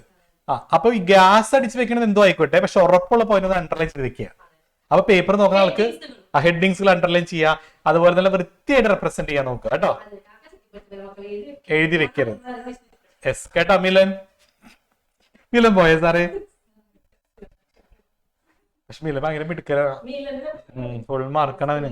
പോയാ പോയതാ, പഠിക്കാൻ പോയതാ. മനസ്സിലായ മക്കളെ? അത് എല്ലാവർക്കും ക്ലിയർ ആയില്ലേ? എല്ലാവർക്കും സെറ്റിൽ. അപ്പൊ ഓൾ ഓഫ് അടിപൊളിയായിട്ട് എക്സാം ആണ്. ഫസ്റ്റ് എക്സാം ആണ്. നമുക്ക് A+ വേണം ബിസിനസ്സിൽ. ബിസിനസ്സിൽ മാത്രല്ല അക്കൗണ്ടൻസിയിൽ. ഡിസ്കഷൻ വരും മക്കൾ. അതൊരു കാര്യം പറഞ്ഞേട്ടോ. എക്സാം ഹോളിൽ നിന്ന് ഇറങ്ങി വരുമ്പോഴത്തേക്ക് ഫ്രണ്ട്സ് ഓടി വരും. എന്നും ഇല്ലാത്ത സ്നേഹം പോലെ ഓടി വന്ന് സ്നേഹിക്കാൻ വേണ്ടി ഓടി വരും. നിങ്ങൾ എന്ത് ചെയ്യുക? മാറി നിൽക്കുന്ന വീട്ടിലോട്ട് പോവാ. അത് ക്വസ്റ്റ്യൻ പേപ്പർ പോസ്റ്റ്മോർട്ടം ചെയ്യരുത്. അത് ആദ്യമേ പറഞ്ഞേക്കാം കേട്ടോ. നിങ്ങൾക്ക് അറിയാവുന്നവർ കൃത്യമായിട്ട് എഴുതിയിട്ടുണ്ടല്ലോ. ഇനി അത് ഡിസ്കസ് ചെയ്തുകൊണ്ട് നിങ്ങൾക്ക് എക്സ്ട്രാ ഒന്നും കിട്ടാൻ പോകുന്നില്ല. നിങ്ങൾ ടെൻസ്ഡ് ആവേയുള്ളൂ. അപ്പൊ അതിനേക്കുള്ള ഏറ്റവും നല്ലത് നിങ്ങൾ എന്ത് ചെയ്യുക? പേപ്പർ മടക്കി ബാഗിൽ വെച്ചിട്ട് എന്ത് ചെയ്യുക? അതിനടുത്ത എക്സാം ഏതാണ്? അടുത്ത എക്സാം അക്കൗണ്ടൻസി ആണെന്ന് തോന്നുന്നു. ആണോ? അണിൽ കഴിച്ച് കാണിച്ച്. എന്താണ് അഫ്നാനെ? എക്കണോമിക്സ് ആണെന്നല്ലേ? അപ്പൊ ഒരുപാട് പഠിക്കാനുണ്ട് വീട്ടിൽ പോയിട്ട്. അപ്പൊ പറയാ മക്കളെ, നമുക്ക് എക്കണോമിക്സ് പഠിക്കണ്ടേ? അപ്പൊ അതുകൊണ്ട് ഇത് കഴിഞ്ഞ് ബിസിനസ് കഴിഞ്ഞ് അപ്പൊ വീട്ടിൽ പോയിട്ട് എക്കണോമിക്സും സ്റ്റാറ്റി ഇരുന്ന് പഠിക്കുക. സ്റ്റാറ്റി നന്നായി പഠിക്കുക. സ്റ്റാറ്റിയുടെ ഫുൾ ആയിരിക്കണം. നമുക്ക് ഒരൊറ്റ മാർക്ക് പോലും വിട്ടു കൊടുക്കരുത് കേട്ടോ സ്റ്റാറ്റിയില്. ഓക്കെ, മീൻ മീഡിയം മോഡ് ഉറപ്പ് 8 മാർക്ക്. അത് നല്ല കുട്ടികളുടെ ലക്ഷണമാണ്. അതായത് എക്സാം കഴിയുമ്പോൾ എക്സാമിന് ഫീഡ്ബാക്ക് എന്ത് ചെയ്യുക? ഒന്ന് വോയിസ് ഇടുക. ഒന്ന് ടീച്ചർ ഷാരു ടീച്ചറിന് വോയിസ് ഇടുക. ക്വസ്റ്റ്യൻസ് ഒക്കെ വന്നിട്ട് ഭയങ്കര സന്തോഷം, എനിക്ക് എഴുതാൻ പറ്റി. പ്രത്യേകം രജീഷ് സാറോടും വിജിത ടീച്ചറോടും നന്ദി അറിയിക്കണം. അപ്പൊ നമുക്ക് കേൾക്കുമ്പോൾ ഒരു സുഖമാണ് മക്കളെ. അതൊക്കെ പ്രത്യേകം അറിയിക്കുക കേട്ടോ. ഓക്കെ, അപ്പൊ ഓൾ ദ ബെസ്റ്റ്. എല്ലാവരും നല്ല ഹാൾ ടിക്കറ്റ്, അഡ്മിറ്റ് കാർഡ് കൊണ്ടുപോകാൻ ശ്രദ്ധിക്കുക. അതുപോലെ തന്നെ പെൻസില്, പെന്ന് കൊണ്ടുപോവാ. അതുപോലെ തന്നെ വേണ്ട അതൊന്നും കൊണ്ടുപോകരുത് കേട്ടോ. അതൊന്നും കൊണ്ടുപോകല്ലേ കേട്ടോ അഫ്നാനെ. കളർ പെൻസിൽ ഒന്നും കൊണ്ട് സ്കെച്ച് സാറ് പറഞ്ഞത് കറക്റ്റ് ആയിട്ട് നല്ല രീതിയിൽ റെപ്രസെന്റ് ചെയ്യണം. അപ്പൊ അണ്ടർലൈൻ ചെയ്യാം റെഡിങ്, പേര് എക്സ്പ്ലെയിൻ ചെയ്യാൻ പച്ചമഷി, അതൊന്നും കൊണ്ടുവരുന്നത് കേട്ടോ. ബ്ലൂ ഇങ്ക് മാത്രമേ കൊണ്ടുപോകാം. നമ്മൾ ഇത്രയും കോമഡി പറഞ്ഞാൽ എക്സാമിന് നിങ്ങൾ ഒരിക്കലും ടെൻസ്ഡ് ആവരുത്. എപ്പോഴും നമ്മൾ റിലാക്സ്ഡ് ആയി പോവാ കേട്ടോ. അതിന് വേണ്ടിയിട്ടാണ് നമുക്ക്. അപ്പൊ ഇന്നേരം നിങ്ങൾ വിചാരിക്കുന്ന എക്സാം തലേന്ന് ഒരു സാറ് എന്തെങ്കിലും കോമഡി പറഞ്ഞ് പോയി, അങ്ങനെ നിങ്ങൾ ഒരിക്കലും കരുതരുത്.